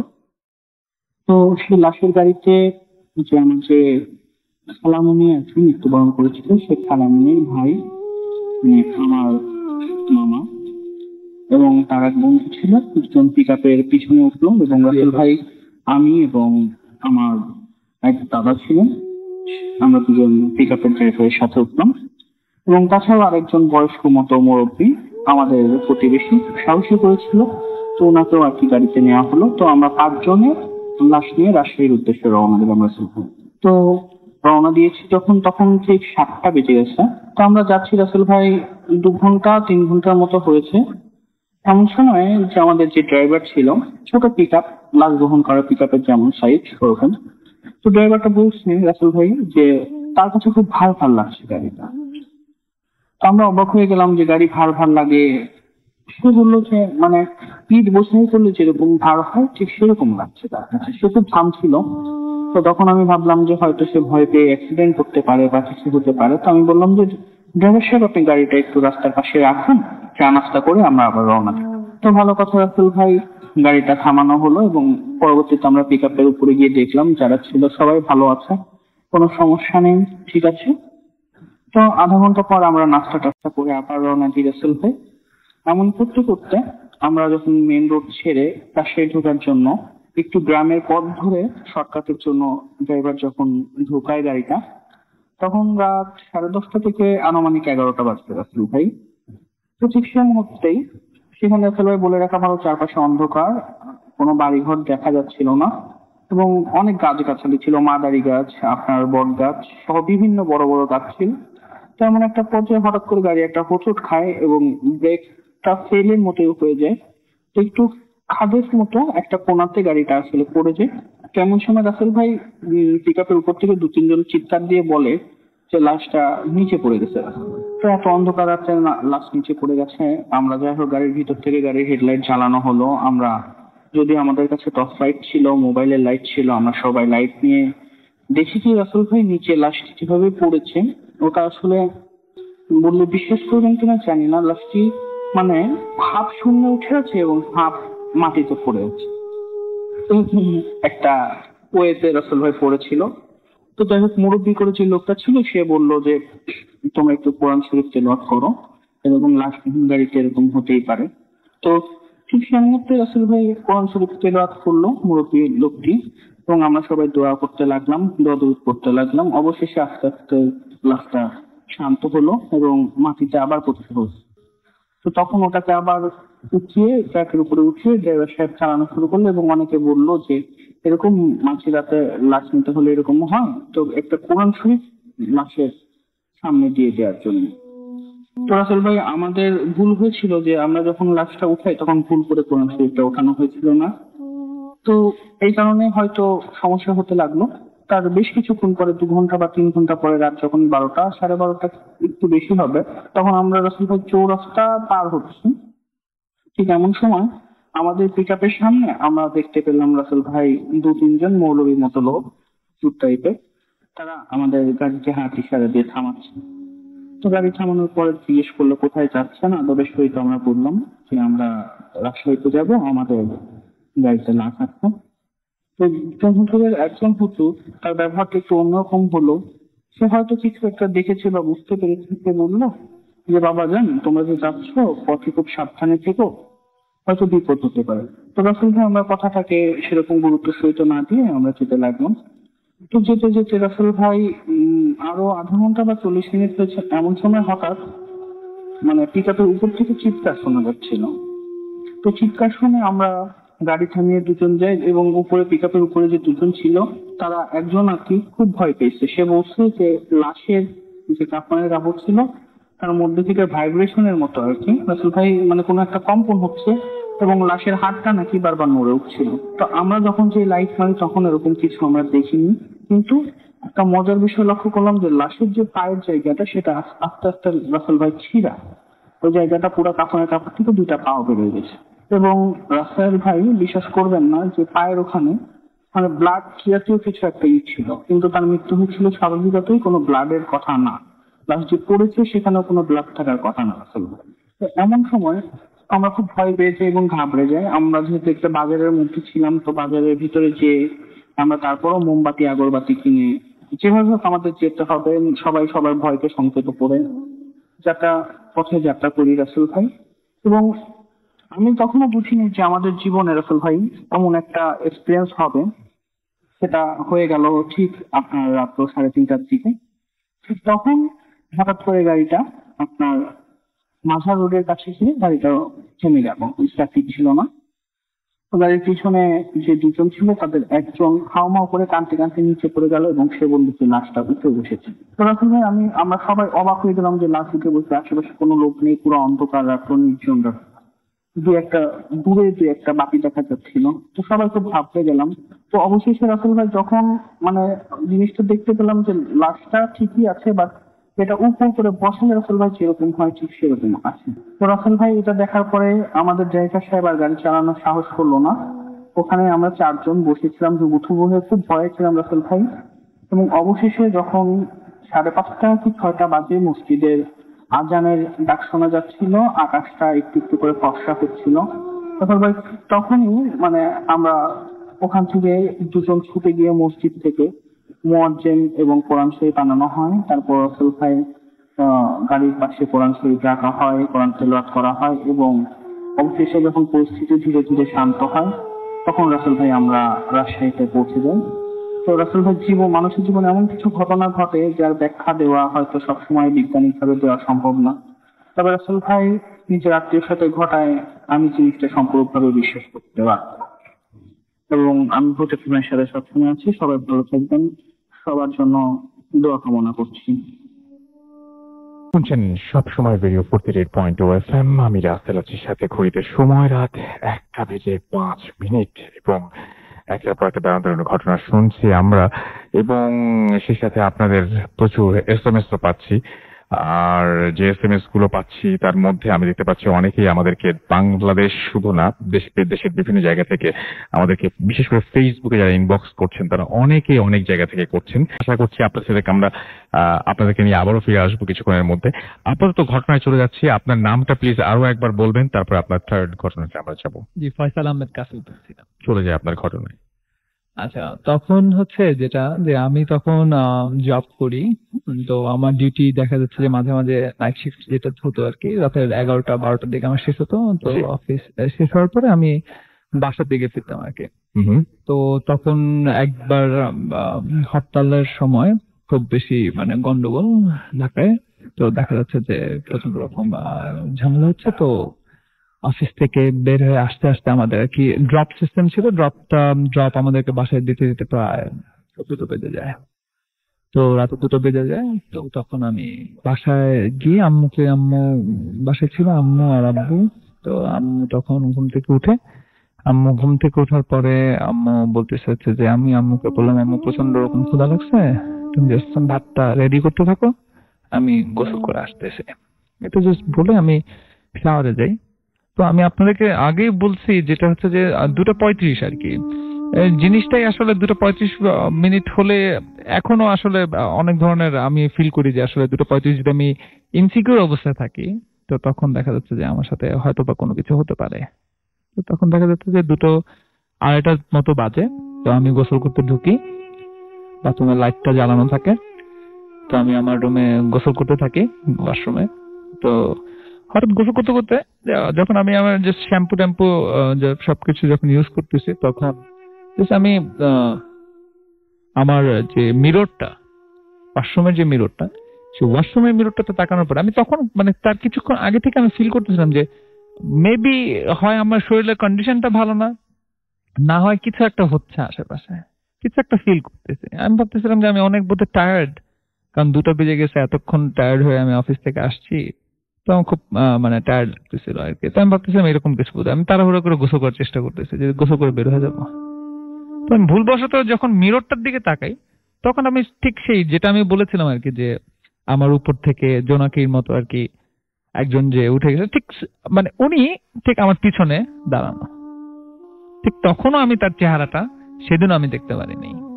আমি প্রচন্ড রকম ভয় পাই। আমি মানে মোটামুটি একটা চিৎকারের মতো, তা আমি জাস্ট টাওয়ালটা নিয়ে, আমার গায়ে সাবান মাখা টাওয়ালটা নিয়ে জাস্ট আমি দৌড়ে আর কি রুম থেকে, আমার ওয়াশরুম থেকে বেরোয় যে ডাইনিং রুমে যে বসি। তো তখন আম্মু আব্বু দুজনে আসে। তো বুঝতে পারছে আর কি যে এরকম ঘটনাটা বোধহয় কোনো একটা কিছু আবার হয়েছে। তো আমার আম্মা কখনোই আর কি এইসব ব্যাপারে তেমন কোনো গুরুত্ব দিতেন না। উনি খুবই সাহসী, আর উনি ভাবতেন যে এগুলা হয়তো বা দেখা দেয় কিন্তু হয়তো বা কিছু করতে পারবে না, এরকম একটা তার আত্মবিশ্বাস। তো ওরকম একটা অবস্থা ছিল। তো সেদিনও আমি খুব বেশি শক্ট হয়ে যাওয়ার কারণে কোনো কথা বলতে পারি না। তো তখন আমি জাস্ট, আমাকে আম্মু বলে যে শান্ত হয়ে বসতে, তারপরে আমাকে খেতে দেয়। আমি কোনো রকম খেয়ে, আব্বু তখন আমাকে বলতেছিল যে, আব্বু মানে বলতেছে তুমি এত বড় হয়ে যাওয়ার পর এরকম করতেছো কেন? তো তখন আম্মু বলতেছে হচ্ছে, আম্মু আব্বুকে থামাইলো, বললো যে আর তুমি বুঝতেছো না যে এখানটা তো ঝামেলা হইতেই পারে। তো তখন আমি জাস্ট, আমাকে খাওয়ানোর পরে আমি জাস্ট উইদিন রাতটা আমি ঘুমাই। ঘুম থেকে উঠি আর কি, তো তার কিছুদিন পরে দেখা যাচ্ছে হচ্ছে যে তার কিছুদিন পরে 7-8 মাস পরে, হ্যাঁ, এটা হচ্ছে এই এখন থেকে গত 1 বছরের মধ্যে আর কি ঘটনাটা ঘটবে। যে আমি দেখা যাচ্ছে যে একদিন রাতে ঘুমাচ্ছি, তখন আমার যেই বাসাটা এই ঘটনাগুলো ঘটতো আর কি, সে বাসাটা তো এখন আর নেই। তো আমি ঘুমাচ্ছি যখন, তখন স্বপ্নে আমি দেখতে পাই, আমি স্বপ্নে দেখতেছি যে যেই বেডরুমটাতে যে সুইসাইডের ঘটনাটা ঘটছিল, সেই বেডরুমটাতে আমি মানে ব্ল্যাক এন্ড হোয়াইট অবস্থায় আমি সেই বেডরুমটাতে পৌঁছায় যাই। তো ওই বেডরুমটার পাশে, ওই বেডরুমের সাথে একটা বেলকনি ছিল ছোট, বেলকনির সাথে একটা চালতা গাছ ছিল। আচ্ছা। তো আমরা যখন ওই বাসাতে থাকতাম, তো তখন সবাই বলতেছে যে এই চালতা গাছটাতেই বোধহয় কোনো একটা প্রবলেম আছে। তো আমি দেখি যে চালতা গাছের সাথে একটা জানালা ছিল আমাদের। তো ওই জানালার থেকে চালতা গাছটা মানে পুরো ব্ল্যাক এন্ড হোয়াইট আমি দেখছি, আমি স্বপ্নে দেখতেছিলাম যে কে জানি ছোট ছোট চিঠি পাঠাচ্ছে ওইখান থেকে। পাঠাচ্ছে? হ্যাঁ, চিঠি। আচ্ছা, কেমন করে সেটা? ছোট ছোট উড়ে উড়ে আসতেছে আর কি, বাতাসের মধ্যে উড়ে উড়ে আসতেছে, ব্ল্যাক এন্ড হোয়াইট আমি দেখতেছি, পুরোটা রুম ব্ল্যাক এন্ড হোয়াইট। তো চিঠিটা আমি পাচ্ছি, চিঠিটা আমি খুলে দেখতেছি, লেখা আসতেছে হচ্ছে গিয়ে যে আমি আমার যে বোনটার কথা বললাম, আমার ইমিডিয়েট বড় যেটা, যে ওকে মানে ওইখানটা লেখা আসতেছে যে আমার ওই বোনকে হত্যা করা হবে। তো আমি ওই চিঠিটা দেখে আমি চিঠিটা বারবার করে ফেলে দিচ্ছি, বারবার করে নতুন ভাঁজ করা ছোট ছোট চিঠি উড়ে উড়ে আসতেছে আর কি। তো ওই স্বপ্নটা দেখার পরে আমি আসলে প্রচন্ড রকম ভয় পাই। তার আগে যতবারই আমার সাথে কিছু হয়, তো আমি ভয় পাই না এরকম কোনো কিছু, ভয় পাই, বাট এই ঘটনা দেখার পরে যেহেতু আমার বোনের ব্যাপারে এটা, তো তখন আমি দেখার পর আমি প্রচন্ড রকম ভয় পাই। তো আমি বাসায় সবাইকে জানাই যে আমি ব্যাপারটা কিন্তু এরকম কিন্তু আমি দেখতে পাইছি স্বপ্নে। আচ্ছা, এটাই ছিল ঘটনা। এটা ছিল। ওকে, থ্যাংক ইউ ভেরি মাচ আপনার ঘটনার জন্য আপনাকে। এবং আমি দেখতে পাচ্ছি যে এখনো অনেকেই মানে লিখছেন, যেমন ক্যালিফোর্নিয়ায় এইমাত্র জুম্মার নামাজ শেষ করে আমাদের সাথে জয়েন করেছেন আব্দুল্লাহ আল মারুফ, এবং তিনি তার সাথে তার ওয়াইফ ঝিলিক, তারা আছেন ক্যালিফোর্নিয়া থেকে, শুনছেন ভয় পাচ্ছেন না কেমন নামাজ পড়ে এসছেন তাই লিখেছেন। আমাদেরকে এছাড়াও লিখেছেন দেখতে পাচ্ছি সৌদি আরবিয়া থেকে মাহফুজ আহমেদ জিসান, তিনি শুনছেন আমাদেরকে, লিসনিং ফ্রম নিউ জার্সি, লিখেছেন হচ্ছে অলি আহমেদ, বোধহয় নামটা মনে হয় অলি আহমেদ হবে। Anyways, thank you very much যারা আমাদের সঙ্গে আছেন। আমরা চলে যাব একটা ছোট্ট ইমেইলে, এবং মেইল থেকে একটা ঘটনা পড়ে আসবো, এবং ছোট্ট বলার পরে মনে হচ্ছিল যে ছোট্ট বিরতি যাবো, আসলে কিন্তু তা না, ঘটনা পড়বো আমরা। এবং এই ঘটনাটি আমাদেরকে পাঠিয়েছেন আমাদের আরো একজন লিসেনার, আমরা শুনে আসি সেই ঘটনাটি। যাই হোক, যেভাবে লিখেছেন আমি সেভাবে পড়ছি। হ্যালো রাসেল ভাই, আশা করি ভালো আছেন। শুরুতে আমি সকল শ্রোতাকে আমার সালাম জানাই। আমি বাংলাতে খুব দ্রুত টাইপ করতে পারি না, তাই অনেক সময় নিয়ে এই ঘটনাটা লেখা। আমার নাম সাজ্জাদ, আমি স্কটল্যান্ডে থাকি। আজ আমি যে ঘটনাটি বলবো তা এক বন্ধুর সাথে ঘটে যাওয়া। ঘটনাটি অদ্ভুত লাগলেও পুরোটা সত্য, এবং এখন আমার ফ্রেন্ড কিছু কিছু অদ্ভুত বাস্তবতার শিকার হচ্ছে। আমার এই ঘটনা আসলে ওয়েজা বোর্ড, আপনারা ওয়েজা বোর্ডের নাম শুনেছেন, এবং সেই ওয়েজা বোর্ড যেটাতে প্ল্যান সেট করা হয়, সেই ওয়েজা বোর্ড নিয়ে, এবং সেই ওয়েজা বোর্ডের এক বন্ধু ঘটনাটা আমাকে বলেছিল, এবং এখন খুবই দুশ্চিন্তায় সে আছে। এবং আমি আগে একটু ওয়েজা বোর্ডের বিবরণটা দিতে, আসলে ওয়েজা বোর্ডটি হলো একটা গেম, যেটার মাধ্যমে আপনি সোলদের সাথে সরাসরি মানে কথা বলতে পারবেন। এটা খুব, আমি বলে দিই আপনাদের, এটা খুব চারকোনা একটা জিনিস, অনেক শেপেরও হয় অনেক সময়। এবং এই গেমটাতে আসলে বেসিক্যালি এখানে মানে আপনার কতগুলো অপশন থাকে, ইয়েস নো থাকে, এ টু জেড আপনার সেই অ্যালফাবেট গুলো থাকে, এবং কিছু নাম্বারস থাকে, হ্যালো গুড বাই এরকম টাইপের জিনিসপত্র কিছু থাকে। তো যাই হোক, এই বোর্ডটা দিয়ে অনেকে প্ল্যান সেট করে অনেকে বলেন যে আত্মা নামানো যায়, তো সেটা নিয়েই ঘটনা। এবং তিনি লিখছেন যে আমার বন্ধু ইথান প্যারানর্মাল ব্যাপারে খুবই আগ্রহী, এবং সে সবসময় অনেক মুভি অথবা রিয়েলিটি শো, যার মাধ্যমে ঘোস্ট অ্যাডভেঞ্চার মানে শোটা অন্যতম। একদিন তিনি ওয়েজা বোর্ড নিয়ে খেলবে, এবং তার দুই বন্ধু ম্যাক্স এবং থমাস তারা তাদেরকে ব্যাপারটা জানালো। এবং কিন্তু এইদিকে এই কথাটা তাদের পরিবারের কেউ না জানতে পারে, তাই ব্যাপারটা গোপন রাখলো। ম্যাক্সদের একটা পুরনো বাড়ি ছিল, এবং তারা ওই বাড়িটির মধ্যে খেলার প্ল্যান করে ফেললো। একদিন রাতে তারা কাউকে কিছু না বলে ওই বাড়িটিতে চলেও গেল, এবং যেটা হলো সেটা হচ্ছে তারা কিছু মোমবাতি এবং ওই বোর্ড নিয়ে বাড়ির মধ্যে প্রবেশ করলো। ম্যাক্স তাদের বিমানের ভিতরে ঢুকে মোমবাতিগুলো আনলো এবং একটা ভুতুড়ে পরিবেশ তারা তৈরি করলো এবং খেলার শুরুতেই প্ল্যানচেট করে তারা আঙুলকে দিয়ে তারা জিজ্ঞেস করলো, is anyone here, please give us a sign. এরপরে অর্থাৎ কেউ যদি থাকেন আশেপাশে তাহলে আমাদেরকে সাড়া দিন বা আমাদেরকে বুঝান যে আপনি আছেন, এরকম কোনো একটা কিছু। প্রায় 5 মিনিট কোনো সাড়া পাওয়া গেল না। ম্যাক্স যখন একই কোয়েশ্চেন আবারও করলো, is anyone here, please give us a sign, তখন প্ল্যানচেটটা মুভ করলো, ইয়েস এর মধ্যে চলে গেল এবং তারা একে অপরকে দেখলো। তারা ভাবতে লাগলো যে হয়তো তাদের মধ্যে কেউ ফান করছে, কিন্তু একে অপরকে প্রশ্ন করার পর তারা আবারও জানতে পারলো না এখানে কারো উপস্থিতি আছে। ম্যাক্স জিজ্ঞাসা করলো, হোয়াটস ইউর নেম? প্ল্যানচেটে আবার নড়া শুরু করলো এবং এবং দুইটি ওয়ার্ডের মধ্যে একই জায়গায় বারবার ঘোরাফেরা করতে লাগলো। 20 বার নড়লো পুরোপুরি এবং ওয়ার্ড দুটি ছিল ZO এবং সেটার মানে পড়লে যেটা হয় সেটা হচ্ছে জোজো এবং জোজোর মতোই তারা জিজ্ঞেস করলো, are you male or female? তুমি ছেলে নামে জিজ্ঞেস করার সঙ্গে সঙ্গে প্ল্যানচেটটা ঘুরে এই মেয়ে চলে গেল।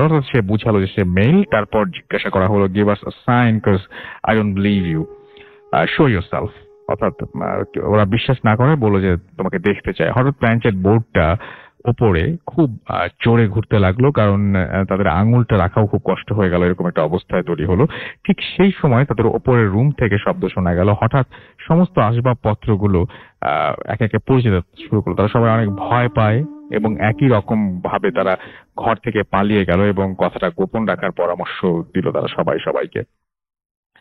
যেহেতু তারা পুরো ঘরটা খুলেই এসে পড়লো, তাই তারা ভাবলো সকাল এবং পুরো ঘরটা খুলেই এসে পড়লো, তাই তারা ভাবলো যে খুব সকাল একসাথে গিয়ে ডোরটা লাগিয়ে দিয়ে আসবে। পরের দিন তারা ভোরে ঘরটা লাগাতে যায় এবং ইথান ঘর থেকে বোর্ডটা নিয়ে আসতে যায়। যখন ভিতরে গেল তখন তারা অবাক হয়ে গেল। ঘরের ভেতরে সব জিনিসপত্রগুলো ঠিকঠাক ছিল, বাট সবকিছু একদম নর্মাল এবং প্রতিটি জিনিস সুন্দর করে সাজিয়ে রাখা। আর দেরি না করে ঘর থেকে তারা বেরিয়ে এলো। ঘটনাটি জানতে চাইলে ঘটনাটি এখানে শেষ হতে পারতো হয়তো, বাট সেটা ভয়াবহ রূপ ধারণ করলো। 2-3 দিন কোনো কিছুই হলো না, বাট তারপর ইথান রাতের বেলায় খুব ভয় পেত এবং ম্যাক্স এবং সেই দেখলো যে কেউ একজন ম্যাক্সকে ভীষণ ভাবে মারছে। মনে হচ্ছিল যে হ্যামার দিয়ে তার মুখে আঘাত করছে, কিন্তু এই কথাটা সে কাউকে জানায় না, ভাবলো যে খারাপ স্বপ্ন। পরের দিন একটা কল আসলো ম্যাক্সের বাড়ি থেকে এবং কলটার পেয়ে সে অবাক হয়ে গেল। ম্যাক্সদের বাড়িতে গেল এবং দেখতে পেল যে বাড়িতে অ্যাম্বুলেন্স দাঁড়ানো, দুটি পুলিশের গাড়ি, এন্ড সাথে তার আব্বু আম্মু কান্নাকাটি করছে। সে জানতে পারলো যে ম্যাক্সকে অনেক মারধর করে এবং মুখে একটা ভীষণ আঘাতের দাগ কে জানো, এবং সেটা কে যেন মারধর করে। শুধু তাই নয়, ঘরের মধ্যে রুমের মধ্যে সে 666 এবং মানুষ না এরকম শেপের অনেকগুলো সিম্বল আঁকা দেখতে পেল রুমের মধ্যে। এই সাইন দুটো ছিল টিমনিক সাইন, অনেকে জানেন আপনারা। এবং কিছুদিন পর ম্যাক্সের অবস্থা ভালো হলে ইথান তার সাথে দেখা করতে যায় এবং বাড়িতে যায় সেখানে, এবং ওই দিন রাতে ঘটনাটি নিয়ে সে জানতে পারলো যে প্যারেন্টস তাকে বাসায় রেখে বাইরে যায় এবং মাঝরাতে ঘুম ভাঙে কোনো এক কারণে এবং সে শব্দ শুনতে পারে যে কে যেন তার ঘরে অনেক শব্দ করছে। উঠে বাইরে গেলে একটা অদ্ভুত খুব উঁচু ব্ল্যাক শ্যাডো দেখতে পায়। সেই শ্যাডো তার রুমে ঢুকে যায় এবং সে তার মোবাইলে ট্রাই করে, কিন্তু মোবাইলের সেই সময় লো ব্যাটারি দেখাচ্ছিল, বাট মোবাইলটি ছিল ফুল চার্জ দেওয়া ছিল। তারপর ওই ব্ল্যাক ফিগারটি রুমের ডোরের সামনে থেমে গেল এবং কিছুক্ষণ পর শব্দ পেয়ে দরজাটা খোলার জন্য সে এগিয়ে গেল এবং ডোরটা খুললো সাহস করে। সে দেখলো একজন মানুষ, সে তাকে কখনো দেখেনি আগে। সে হঠাৎ খুব তাকে মারতে লাগলো এবং এক পর্যায়ে সে জ্ঞান হারিয়ে ফেলে। তারপর তাকে হসপিটালে নিয়ে যাওয়া হয়। আশ্চর্য হলেও সত্যি যে ওই লোক চোর ছিল না, ইভেন সিসিটিভি ক্যামেরাতেও কাউকে আসতে বাজিতে দেখা যায়নি। তাহলে এই লোকটি কে ছিল আর কে ওকে মারলো? আজকে এটা এখনো পর্যন্ত রহস্য। এবং তারপরে তিনি লিখেছেন যে আমার কাছে আরো কিছু ঘটনা আছে, আরেকদিন বলবো, এবং বাংলা টাইপ করতে খুব সমস্যা হচ্ছিল। সবাইকে আবারও সালাম জানাই, and thank you very much চমৎকার এই ঘটনা উপহার দেওয়ার জন্য। আজকের ঘটনাগুলো অনেক বেশি সুন্দর লাগছে আমার কাছে প্রত্যেকটাই। চলে যাবো ছোট্ট বিরতিতে, বিরতির পরে আবারও ফিরে আসবো। সেই পর্যন্ত আমাদের সঙ্গে থাকুন, আশা করবো যে আমাদের সঙ্গে পুরোটা সময় থাকবেন। এন্ড সেই জন্যই মানে এই জন্যই যে আপনাদের জন্য রয়েছে আরো দারুণ দারুণ বেশ কিছু ঘটনা। আপাতত একটা ছোট্ট বিরতি যাচ্ছি এবং সেই সাথে আমরা গেস্ট চেঞ্জ করবো, নতুন দুজন আরো দুজন অতিথি আছেন তাদেরকে নিয়ে আসবো। সেই পর্যন্ত আমাদের সঙ্গে থাকুন। স্টে টিউনড রেডিও ফুর্তি, এন্ড ডোন্ট স্টপ দ্য ফুর্তি। ফুর্তি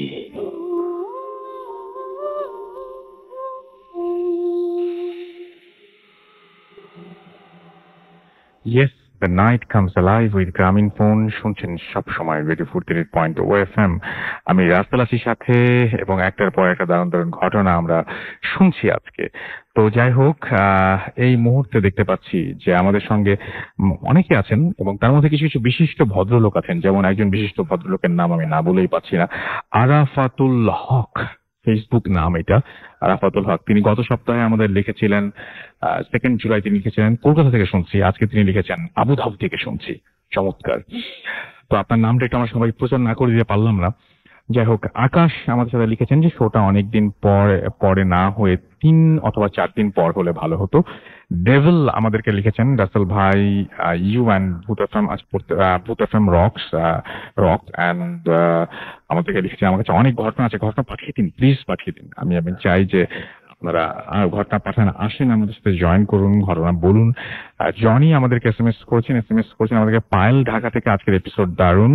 সুমন আমাদের এসএমএস করেছেন অনেক ভয় লাগছে। আকাশ শোটা অনেক আচ্ছা ডেভিল বয় আমাদের লিখেছেন, এবং লিখেছেন সানি কুমিল্লা থেকে।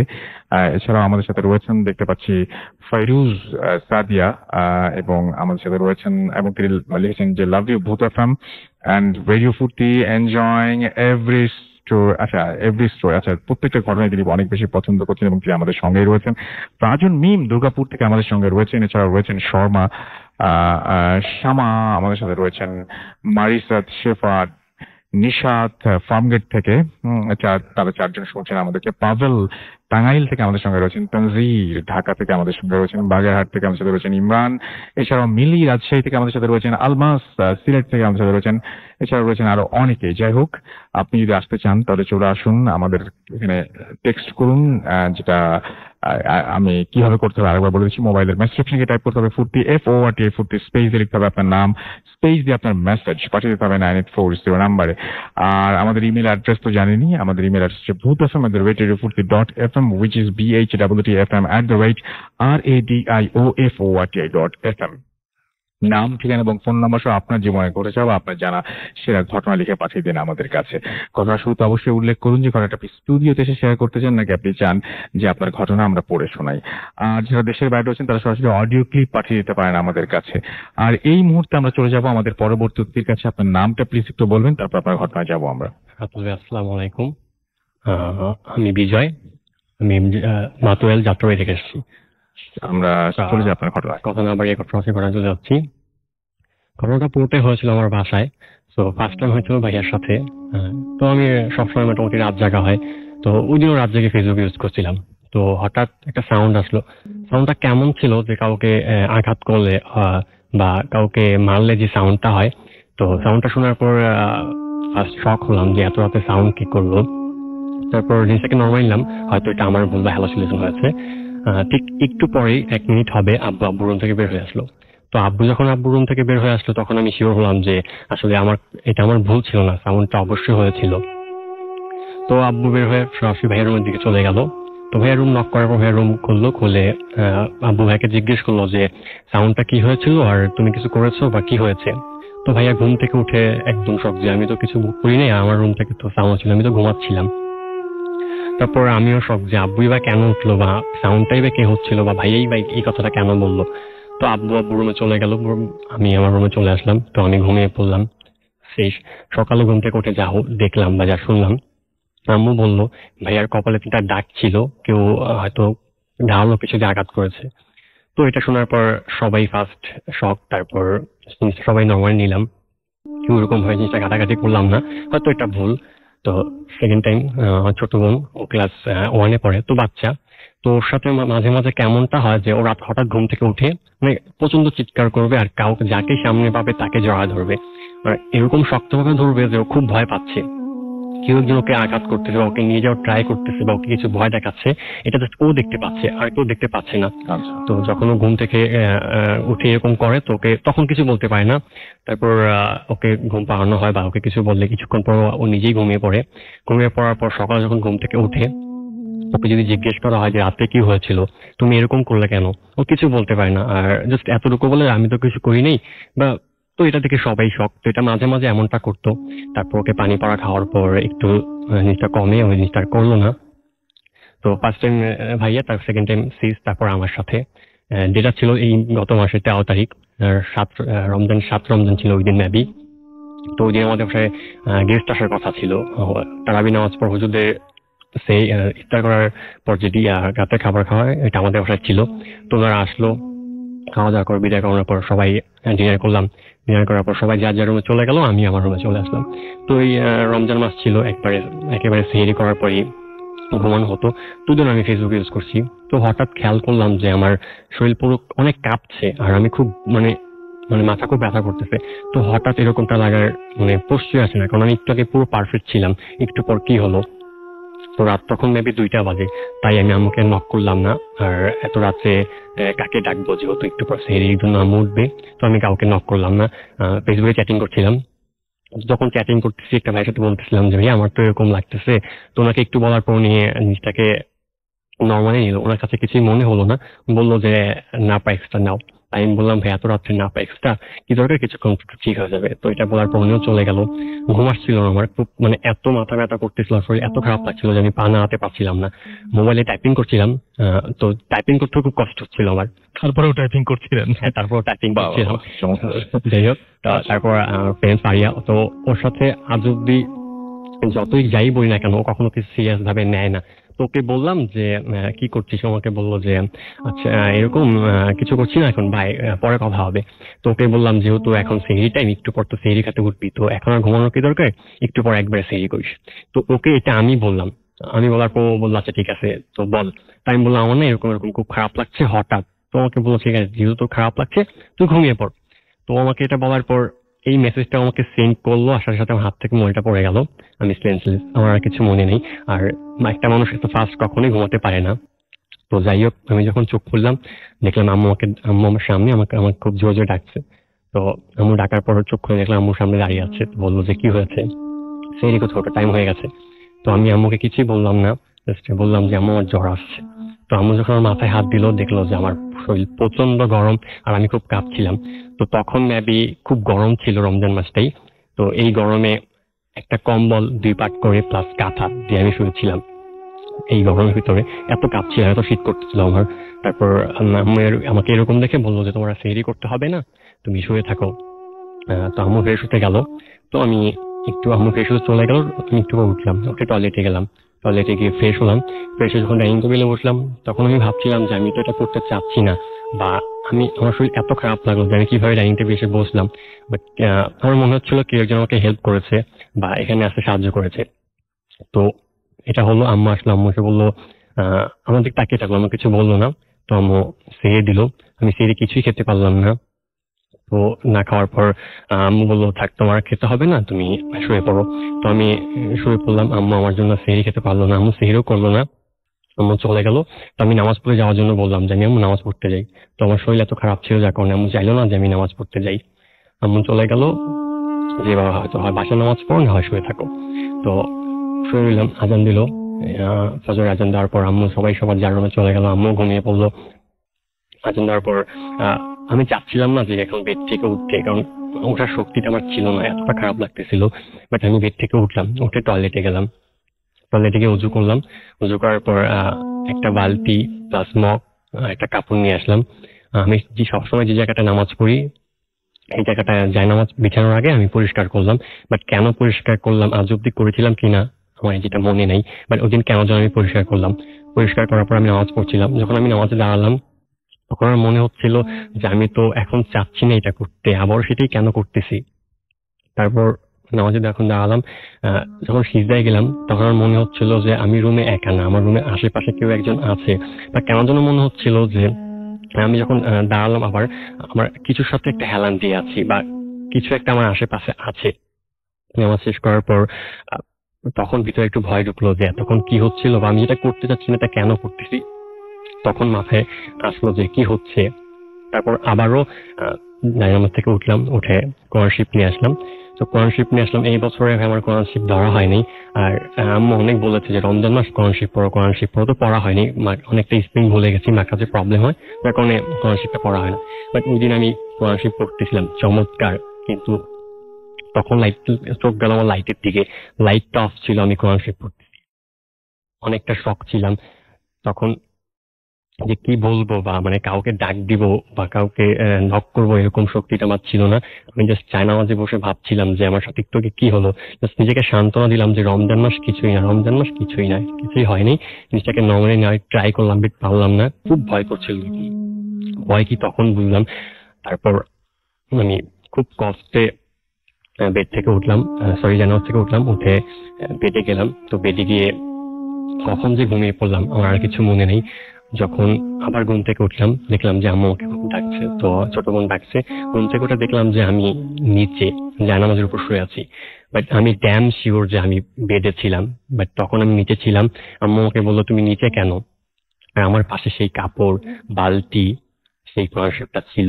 এটা তখন এতটা ভয় করতেছিল যে তখন 8টা বাজে মেবি, পুরো সকাল, সবাই আমার আশেপাশে ছিল। বাট তখন আমার খুব ভয় করছিল যে একটু আগে আমার সাথে কি হয়েছিল বা এটা কি ছিল। তো এটা ভাবতে ভাবতে কাউকে কিছু শেয়ার করলাম না। জাস্ট নিচে থেকে জানামাজ থেকে উঠে বেডে শুয়ে পড়লাম। শুয়ে ভাবতে ভাবতে ঘুমিয়ে পড়লাম। সেই ঘুম ভাঙলো আমার সন্ধ্যা 6টা 15, ইফতারের কিছুক্ষণ আগে। তো ইফতার থেকে উঠে ফ্রেশ হয়ে ইফতার করলাম। কাউকে কিছু বললাম না, তখনও খুব ভয় করছিল। তারপর আম্মুকে কিছুই বললাম না। যখন ডিনার করতে বসলাম তখন আম্মুকে আমি বললাম যে আম্মু রাত্রে কিছু হয়েছিল বা আপনি কিছু দেখেছেন আমার সাথে? আম্মু বললো কেন, কি হয়েছে? তো আম্মু বললাম যে আমি কিছু একটা দেখেছি বা কিছু একটা হয়েছে আমার সাথে। আম্মু জাস্ট এতটুকু বললো যে কোরআন শরীফ পড়ো না, যার কারণে এটা হয়েছে। তো এখন থেকে কোরআন শরীফ নিয়মিত পড়ো, আর যা হয়েছে ভালো হয়েছে, খারাপ কিছু হয়নি, এটা কারোর সাথে শেয়ার করো না, বা এখন থেকে কেয়ারফুল হও। এটাই ছিল আমার ঘটনা। তো অনেক ধন্যবাদ আপনাকে। আপনার ঘটনার কিছু কিছু পার্ট, যে জিনিসগুলো আমার কাছে মনে হয় যে ঠিক আছে, আমি সেটা নিয়ে মানে আপনি ভালো জানেন আপনার সাথে কি হয়েছে, বা এটা আসলে আমাদের সৃষ্টিকর্তা ভালো জানেন যে মানে কি মানে সব ঘটনার ব্যাখ্যা আমাদের কাছে থাকে না। বাট কিছু কিছু জিনিস আমার কাছে মনে হয়, যেমন আপনি হঠাৎ করে সেন্সলেস হয়ে যাওয়া বা ঘুমিয়ে যাওয়া যে ব্যাপারটা, এটা কিন্তু ঘুমিয়ে গেলেও হয় হঠাৎ করে। আপনি যেটা বলছেন যে সেন্সলেস হয়ে যাচ্ছেন, অবশ্যই আমি ফার্স্ট যখন হাত থেকে মোবাইলটা পড়ে তখন চেঞ্জ হয়ে যায়, কারণ এত তাড়াতাড়ি হয়ে মানুষ কখনো ঘুমাতে পারে না। যখন ঘুমায় তখন মানুষ এরকম তাড়াতাড়ি ঘুমায়, মানুষ হঠাৎ করে ঘুমায়, হাত থেকে মানে খুবই মানে জিনিসটা খুব তাড়াতাড়ি হয় আসলে। মানে যখন আপনি মনে করে দেখেন আপনি কোন সময় ঘুমিয়ে যান, ঘুম আসছিল না, আমি চ্যাটিং করছিলাম ফেসবুকে। সো আমার এভাবে ঘুম আসে না। একবারে চিন্তা ছিল যে সেহরির পর ঘুম। আমার কাছে এই জিনিসটা একটু অস্বাভাবিক লেগেছে। এনিওয়েজ হতে পারে। এবং আরেকটা জিনিস সেটা হচ্ছে যে আপনি নিচে শুয়েছেন, মানে ঘুমের পরে না, ওঠার পরে অনেকটা এরকম অনেক সময় মানুষের কনফিউশন তৈরি হয়। না, আমি ফার্স্ট বেডে শুয়েছিলাম, তারপর যখন সকালে ঘুম থেকে 8টা বাজে উঠলাম তখন আমি নিচে ছিলাম।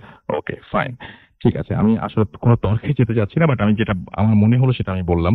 এনিওয়েজ, সাগর আমাদের সাভার থেকে লিখেছেন, এবং আমাদেরকে লিখেছেন দেখতে পাচ্ছি সেলিম তাজ, এবং আমাদের সাথে তিনি আছেন ঢাকা থেকে। জুবা চট্টগ্রাম থেকে আমাদের সাথে রয়েছেন। রাশিদুল নাটোর থেকে আমাদের সাথে রয়েছেন। আমাদের সাথে রয়েছেন ইমরান সরকার। আচ্ছা, ইমরান সরকার জনি আমাদের সাথে রয়েছেন। রনি ফুলবাগ সিলেট থেকে আমাদের সঙ্গে রয়েছেন।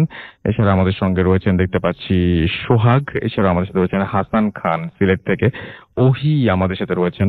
এছাড়া আমাদের সাথে রয়েছেন জিলান হাসনাত নাটোর থেকে। রুদ্র সাহা আমাদের সাথে রয়েছেন মিরপুর 6 থেকে। কাসিম রেজা আমাদের সাথে রয়েছেন শ্যামলী চিটাগং থেকে। আই হ্যাভ আ স্টোরি, আপনি এটা পাঠিয়ে দিন আজকেই, এবং আপনি যদি আসতে চান তাহলে তো ইউ মোস্ট ওয়েলকাম। আপনি চিটাগং এ আছেন, যাই আসতে পারবেন কিনা। রানা রিমা আমাদের সাথে রয়েছেন, আমাদের সাথে রয়েছেন ফয়সাল, অনেকদিন পরে তিনি শুনছেন। হাবিবুর আমাদের সাথে রয়েছেন আশিক এবং তার ওয়াইফ অর্পিতা, খুলনা থেকে সাগর, সাভার থেকে আমাদের সাথে রয়েছেন দেখতে পাচ্ছি আরো অনেকেই। আপনি যদি আমাদের সাথে থাকতে চান বা আমাদেরকে এসএমএস করতে চান, তাহলে মোবাইলের মেসেজ অপশনে গিয়ে টাইপ করুন ফুর্তি, FORTI ফুর্তি, স্পেস দিয়ে লিখুন আপনার নাম, স্পেস দিয়ে আপনার মেসেজ পাঠিয়ে দিন 9840 নাম্বারে। আমাদের ইমেল অ্যাড্রেস হচ্ছে bhutasfm@radio40.fm, which is BHWTFM@radioforti.fm। আপনার নাম, ঠিকানা এবং ফোন নাম্বার সহ আপনার জীবনে ঘটে যাওয়া সেরা ঘটনা বা আপনার জানা সেরা ঘটনা লিখে পাঠিয়ে দিন আমাদের কাছে। ঘটনা শুরুতে প্লিজ প্লিজ প্লিজ উল্লেখ করুন যে ঘটনাটি আপনি স্টুডিওতে এসে শেয়ার করতে চান, নাকি আপনি চান আপনার ঘটনা আমরা পড়ে শোনাই। যারা দেশের বাইরে রয়েছেন তারা সরাসরি অডিও ক্লিপ পাঠিয়ে দিতে পারেন আমাদের কাছে। আমাদের ফেসবুকের লিংক দুটো হচ্ছে www.facebook.com/radio.furti and www.facebook.com/bhutafm.russell। কুইক একটা অ্যাড ব্রেক নিতে হচ্ছে আমাদেরকে, বিকজ এবার আমরা প্রথম যে ব্রেকটা সেটা অনেক পরে নিয়েছিলাম। সো একটা ব্রেকের পরে আমরা চলে যাব আমাদের আরো একজন নতুন অতিথি আছেন তার কাছে। ইনফ্যাক্ট দুজন আছেন, দুজনই মিলে একটা ঘটনা শেয়ার করবেন। সেই পর্যন্ত আমাদের সঙ্গেই থাকুন। স্টে টিউনড রেডিও ফুর্তি এন্ড ডোন্ট স্টপ দ্য ফুর্তি। Bhoot FM, the night comes alive with Graminphone.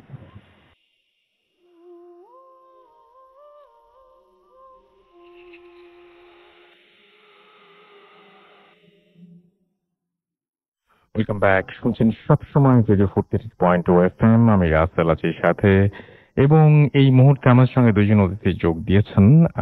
তাদের কাছে আমরা যাব। আপনার নামটা প্লিজ একটু বলবেন। আপনাদের দুজনের নামই বলতে হবে একটু।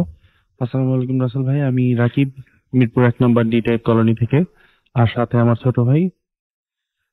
হ্যালো স্যার, আমার নাম মোহাম্মদ শাহরিয়ার হোসেন মুন্না। আচ্ছা, আমরা ঘটনায় চলে যাই। মূল ঘটনাটা হচ্ছে আমার চাচাতো বোনকে নিয়ে। তো আমার চাচাতো বোন যদিও মারা গেছে, তো ব্যাপারটা হচ্ছে যে একটা সময় গ্রামে গিয়েছিলাম। তো গ্রামে আপনারা জানেন হয়তো যে আমের সময় সাধারণত রাত্রেবেলা আম পড়ে, গাছে থেকে কাঁচা আম পড়ে। তো তখন আমার দাদার রুমের মধ্যে আমি, আমার আরো কয়েকজন চাচাতো ভাই বোন, আমরা সবাই তখন ছোট ছিলাম, একসাথে শুয়ে থাকতাম। তো রাত্রে 12টা 1টা 2টা যখন যত রাতই হোক, যদি হঠাৎ করে একটা আম পড়তো, তো টিনের চাল ছিল, তো সেক্ষেত্রে আমটা পড়লে অনেক জোরে আওয়াজ হইতো। তো সবার মধ্যে একটা প্রতিযোগিতা কাজ করতো যে ওই আমটা আসলে কে নিতে যাবে। এটা একটা আলাদা মানে আনন্দ, এটা আসলে বলে বোঝানো যাবে না। তো যাই হোক, আমার চাচাতো বোন একবার গেছে, এরকম একটা আম পড়লো, ও আনতে গেছে। আনতে যাওয়ার পর হঠাৎ দেখে যে আমটার পাশে একটা সাপের মতো, এবং ওই সাপটা অনেকটা লাইটের মতো, মানে আলোর মতো জ্বলতেছে। এবং যখন কাছে যায় তখন আর তেমন কিছুই দেখতে সে পায় না। তো যাই হোক, এরপর যে মূল ব্যাপারটা, ও এখন আর বেঁচে নেই আমাদের মাঝে। তো ও যখন মারা যায়, ওর তখন 21 দিনের একটা বেবি থাকে। তো ও ইনফ্যাক্ট মারা গেছে সাপের কামড়েই। তো যাই হোক, ও একদিন সন্ধ্যার সময় ওর এক ঘর থেকে আরেক ঘরে যাচ্ছিল, ওই মুহূর্তে হঠাৎ করে একটা সাপ কামড় দেয়। তো হঠাৎ করে চিল্লায় উঠে, এ মা, আমাকে সাপ কামড় দিছে। তো যাই হোক, এরপর সবাই আসে, দৌড় দিয়ে আসার পরে ও তো চিল্লাচিল্লি করতেছে। ফার্স্টে ভয় পায়, কারণ সাপ কামড় দেওয়ার পর তো সাথে সাথে ওইটা রিয়াকশন হয় না, তো কিছুটা মানে খুব ভয় পায়। তারপর পায়ে বাতা টাদা হয়। এরপর স্বভাবতই যেহেতু গ্রাম, আশেপাশেই তো হসপিটাল নাই বা ওরকম কোনো লোকও নাই যে চিকিৎসার ব্যবস্থা করবে, তো যারা ঝাড়ফুঁক করে তাদেরকে নিয়ে আসা হয়। তো এরপর ওনারা হাত চালান দেয়, কিন্তু আনফরচুনেটলি হাতটা ওঠে না। ইতিপূর্বে এরকম হাত চালান ব্যাপারটা কি একটু যদি বলতে? হাত চালান বলতে যে ওই কবিরাজ টাইপের যারা আছেন, তারা অনেক সময় দেখা যায় যে কি সব পরে হাতটা মাটিতে রেখে কিভাবে যেন ওই কাটা জায়গা, মানে সাপে কাটা জায়গাটায় আস্তে আস্তে মানে উঠানোর চেষ্টা করে, এবং সাপের বিষ নামানোর চেষ্টা করে ব্যাপারটা। ওকে, তো ওইভাবে আসলে উঠতে লাভ হয় না ওই দিন। জি, ওদিন আর লাভ হয় না। তো যাই হোক, পরে ওকে বেঁধে টেঁধে ওই অবস্থায় ওখানে কিছুটা কাটা হয় এবং কিছুটা রক্ত বের করে দেওয়া হয়। এরপরে ওকে এই ঘটনাটা পাবনার, তারপরে ওকে পাবনা হসপিটালে নিয়ে যাওয়ার জন্য ব্যবস্থা করা হয়, কিন্তু দুঃখজনক ভাবে ওকে আর বাঁচানো সম্ভব হয়নি। ও রাস্তায় যাওয়ার পথেই মারা যায়।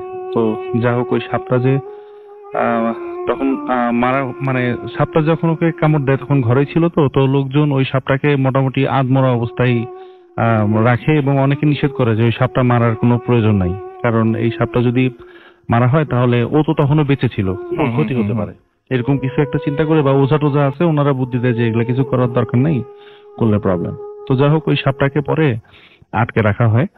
তো ওই জিনিসটাকে আটকে রাখা আপনার সঙ্গে তো আপনার ভাইও আছেন, আমি হ্যাঁ, বাকি আমার ভাই ঘটনাটা আছে। ওনার কাছ থেকে শুনি। হ্যাঁ, মানে আপনিও বলছিলেন এবং আপনারও তো চাচাতো বোনই হ্যাঁ, এটা। জি। তো আপনি সাপটা আটকে রাখার ঘটনাটা আবার আপনি আমাকে বলেছিলেন জি, বাকি জি। অংশটুকু, তো কি হয়েছিল বলেন তো একটু। জি, সাপটাকে রাখা হয়েছিল আসলে রাসেল ভাই, তার মানে একটা, তার মানে স্টিলের হুম। কলসি, হ্যাঁ, হুম হুম বড় কলসি, ওটার ভিতরে সাপটাকে রাখা হয়েছিল। হুম হুম কলসির উপরে একটা গামছা বা এরকম কাপড় জাতীয় জিনিস দিয়ে উপরে মরিয়ে দেওয়া হয়েছিল, হুম। আর হচ্ছে চারপাশ দিয়ে দড়ি দিয়ে শক্ত করে যাতে বেঁধে দেওয়া হয়েছিল, যাতে কোনোভাবেই হ্যাঁ, বের হতে না হ্যাঁ, পারে। হ্যাঁ, হুম হুম। আর এর উপরে ছিল একটা পাতিল, হ্যাঁ, পাতিলের ভিতরে ছিল একটা ভারী বাটখারা, তার মানে আচ্ছা। যাতে উপর দিয়ে উঠে না আসতে হুম। পারে।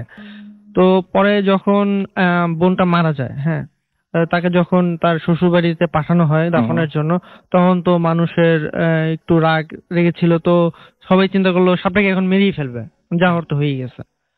তো তখন বাটখারা উঠিয়ে যখন দেখে ভিতরে সাপটা মারার জন্য সবাই বের করে, তখন দেখে যে ভিতরে কোনো সাপ নাই। হুম হুম। মানে এটা সবচেয়ে আশ্চর্য একটা জিনিস যে এটা কিভাবে সম্ভব, যদি হুম। এখন সাপটা যদি এখন বের হইতে চায়, এটা কিন্তু ওকে অনেকগুলো স্টেপ অতিক্রম করে তারপরে বের হতে হবে। Right. হ্যাঁ, আর হুম হুম। একটা মানুষের মনে হয় না এখন একটা দয়া মায়ার উদ্রেক হওয়ার কথা এমন অবস্থায় যে একটা মানুষ মারা গেছে, সাপটাকে আমি ছেড়ে দিই, আবার যেরকম ছিল ওইরকম জায়গায় ওরকম সুন্দর করে রেখে দিই, মানে এটা খুবই মানে কোইন্সিডেন্স হইতেই পারে, বাট এতটা কোইন্সিডেন্স জিনিসটা আসলে মানার মানে আমরা অন্তত মানতে পারতেছি না আসলে। ওকে, তো আপনি বলছিলেন যে আপনাদের বাসায় এরকম ঘটনা ঘটতে থাকে কারণ আপনার বাবার নানা জি, জি, উনি জি। হচ্ছেন একজন বিখ্যাত কবিরাজ ছিলেন, জি, জি, রাইট? জি, এবং জি। তার সাথে অনেক ঘটনা এরকম হ্যাঁ, ঘটেছে। তো এই বাড়িতে আপনার কি মনে হয় যে এই কারণে কি প্যারানর্মাল ঘটনাগুলো জি, জি, একের এটা সাথে? মুরব্বীদের কাছ থেকেও শুনছি, বা আমার আব্বু যে বলেন উনিও এই কথাটাই বলেন, আমার দাদিও বলে গেছেন এই কথা, দাদিও মারা যান এরকমই একটা ঘটনায়। হুম হুম। তিনিও বলেছিলেন যে অমুক জায়গায় ওরা আমাকে এরকম একটা ক্ষতি করতে যায়, পরে দেখা গেছে যে ওই জায়গায় তার মৃত্যুটা ওইভাবেই ইভেন হয়েছে। আপনিও একটা জিনিস দেখেছিলেন বোধহয় একবার বা ওই বাসাতেই। তো যাই হোক আমাদের যে বাড়িটা আপনি বললেন যে কি কারণে এরকম হয়, আমাদের বাড়িটা অনেক পুরাতন এবং অ্যাকচুয়ালি ওই বাড়িটা যখন তৈরি করা হয় তখন আব্বুর কাছে শুনছি যে ওই বাড়িতে অনেক স্কাল পাওয়া গেছে বা মানুষের হাড়গোড় পাওয়া গেছে, তো হয়তোবা এরকম কিছু থাকতে পারে। থাকতে তো পারে। যাই হোক আরেকটা ঘটনা, আমি অ্যাকচুয়ালি ওরকম ভীত প্রকৃতির না যে ওরকম যে কোনো একটা ব্যাপারে ভয় পেয়ে যায়। তো একদিন রাত্রেবেলা 12টা 12:30 বাজে, তো কোনো এক ফোনের মানে অফারে, যেহেতু আপনারা জানেন যে অনেক সময় রাত্রেবেলা কম রেটে আপনি কথা বলছিলেন। থাকে, তো যাই হোক মোবাইলে কথা বলতেছিলাম হঠাৎ করে। তো একটা সময় আমার ফ্রেন্ডের সাথে কথা বলতে বলতে আমি খেয়াল করলাম আমাদের যে বাড়িটা, ওই বাড়িটা আগে বলে রাখা ভালো যে বাড়িটা একদম চকের শেষ প্রান্তে, তো এরপরেই হচ্ছে মাঠ। তো ওই বাড়িটা টিনের বাড়ি। তো কিছুক্ষণ পরে বুঝতে পারলাম যে উম, মহিষ মহিষ যখন মানে নর্মালি থাকে তখন দেখছেন যে নাক দিয়ে অনেক জোরে নিঃশ্বাস নেয়, হুম হুম। এরকম টাইপের আচরণ করে মহিষ। তো যাই হোক ওরকম হঠাৎ করে ফোঁস দুইটা আওয়াজ শুনলাম। তো ঠিক আছে, তারপরে আমি এটা গুরুত্ব দিইনি। কিছুক্ষণ পরে হঠাৎ করে মনে হইলো যে মানে এরকম গরু বা মহিষ কিছু একটা আমাদের ওই টিনের যে বেড়াটা ওটা দিয়ে গা ঘষতে ঘষতে যাইতেছে, যে মনে হয় সব ভেঙে চুরে ফেলতেছে, এরকম একটা অবস্থা। তো তখন আমি কিছুটা ভয় পাইলাম এবং হঠাৎ করে আমার গায়ের পশম দাঁড়ায় গেল যে আসলে এটা এরকম হওয়ার তো কথা না, কারণ এই টাইমে এরকম হবে কেন। তো তখন অতটা ভয় পাইনি। এরপর আমার চাচতো ভাই আমার সাথে শুয়েছিল আমার পাশে, ও আমি তখন কথা বলতেছিলাম। তো যাই হোক ওকে তখন ডাক দিলাম, ঘরের লাইট জ্বালানো হইলো আর ছোট একটা নাইফ নিয়ে বের হইলাম যে ঘটনা কি অ্যাকচুয়ালি, এরকম তো হওয়ার কথা না। তো পরে বের হইলাম কোনোভাবে, মানে গায়ে একটা কাপড় জড়ায়। এরপর বের হয়ে দেখি যে না আসলে ওরকম কিছুই নাই, যে কোনো জায়গা থেকে গরু ছুটে আসছে বা মহিষ ছুটে আসছে বা পাশ দিয়ে কিছু একটা, সবকিছু যেমন অ্যাজ ইউজুয়াল নর্মাল ওরকমই ছিল। এরপরে খুব ভয় পাই। তো যাই হোক এটাই ছিল আপনার ঘটনা। জি। থ্যাংক ইউ ভেরি মাচ আপনার ঘটনার জন্য, এবং আমাদের মোটামুটি এখন শেষ করতে হবে। আমি দেখতে পাচ্ছি সোহেল রাজশাহী থেকে আমাদের SMS করেছেন এবং তার কাছে ভয়ঙ্কর ঘটনা আছে, পাঠিয়ে দিন আপনার ঘটনা প্লিজ। সৌরভ যশোর থেকে আমাদের সাথে রয়েছেন এবং তার সাথে রয়েছেন তার ফ্রেন্ড কে তিনি খুব মিস করছেন, সেটা জানিয়েছেন। সেটা অবশ্য এইটা হচ্ছে রাইট জায়গা না এটা জানানোর জন্য, এবং আমরা এখানে আলোচনা করছি প্যারানর্মাল বিষয় নিয়ে। এটা আপনার খুব পার্সোনাল ব্যাপারগুলো পার্সোনালি রাখা উচিত। আমাদেরকে দেখতে পাচ্ছি এছাড়াও লাবণ্য SMS করেছেন এবং আজকের ভূত এফএম অসম সেটা লিখেছেন। মাহবুব আমাদের সাথে আছেন, আদনান আমাদের সাথে রয়েছেন, জিলান হাসনাত নাটোর থেকে আমাদের সাথে রয়েছেন, ফয়সাল রাজশাহী থেকে আমাদের সাথে রয়েছেন, ভূত এফএম শুনছেন, মেহেদি আমাদের সাথে রয়েছেন, এছাড়া আফ্রিদি আমাদের সাথে রয়েছেন, আমাদের সাথে রয়েছেন জান্নাত, আমাদের সাথে রয়েছেন দেখতে পাচ্ছি সোহেল, এছাড়াও সৌরভ যশোর থেকে আমাদের সাথে রয়েছেন, আমাদের সাথে রয়েছেন দেখতে পাচ্ছি লিজার শান্ত, আমাদের সাথে রয়েছেন শান্তিনগর থেকে, শান্তিনগর থেকে আছেন, বাহ। এছাড়া আমাদের সাথে রয়েছেন দেখতে পাচ্ছি আলমগীর, এছাড়া আমাদের সাথে রয়েছেন টিপু চিটাগং থেকে, ইরফান মতিঝিল থেকে আমাদের সাথে রয়েছেন, আমাদের সাথে রয়েছেন এছাড়াও দেখতে পাচ্ছি আরো অনেকেই। যাই হোক, এতক্ষণ পর্যন্ত যারা আমাদের সঙ্গে ছিল তাদের সবাইকে অনেক অনেক ধন্যবাদ। আগামী সপ্তাহে আবারও কথা হবে, সেই পর্যন্ত সবাই ভালো থাকবেন, সুস্থ থাকবেন, সুন্দর থাকবেন, মোস্ট ইম্পর্টেন্টলি ফুর্তিতে থাকবেন। এবং যেতে যে আপনাদের জন্য প্লে করে যাচ্ছি চমৎকার সব একটা গান, এবং আরো একবার যে মনে করে দিতে চাই আপনাদেরকে, আমাদের ইমেল অ্যাড্রেসটি bhutfm@radio40.fm, which is BHWTFM@radio.fm অ্যাড্রেসটা কোনোভাবেই ভুলে যাবেন না। এখানে আপনার ঘটনা বা আপনার জানা সেরা ঘটনা লিখে পাঠিয়ে দিন আমাদের কাছে। ঘটনা শুরুতে অবশ্যই উল্লেখ করুন ঘটনাটা আপনি স্টুডিওতে শেয়ার করতে চান নাকি আপনি চান আপনার ঘটনা আমরা পড়ে শোনাই। কথা হবে আবার আগামী শুক্রবার, সেই পর্যন্ত সবাই ভালো থাকবেন, সুস্থ থাকবেন, সুন্দর থাকবেন, মোস্ট ইম্পর্টেন্টলি ফুর্তি থাকবেন। টাটা। কেউ যখন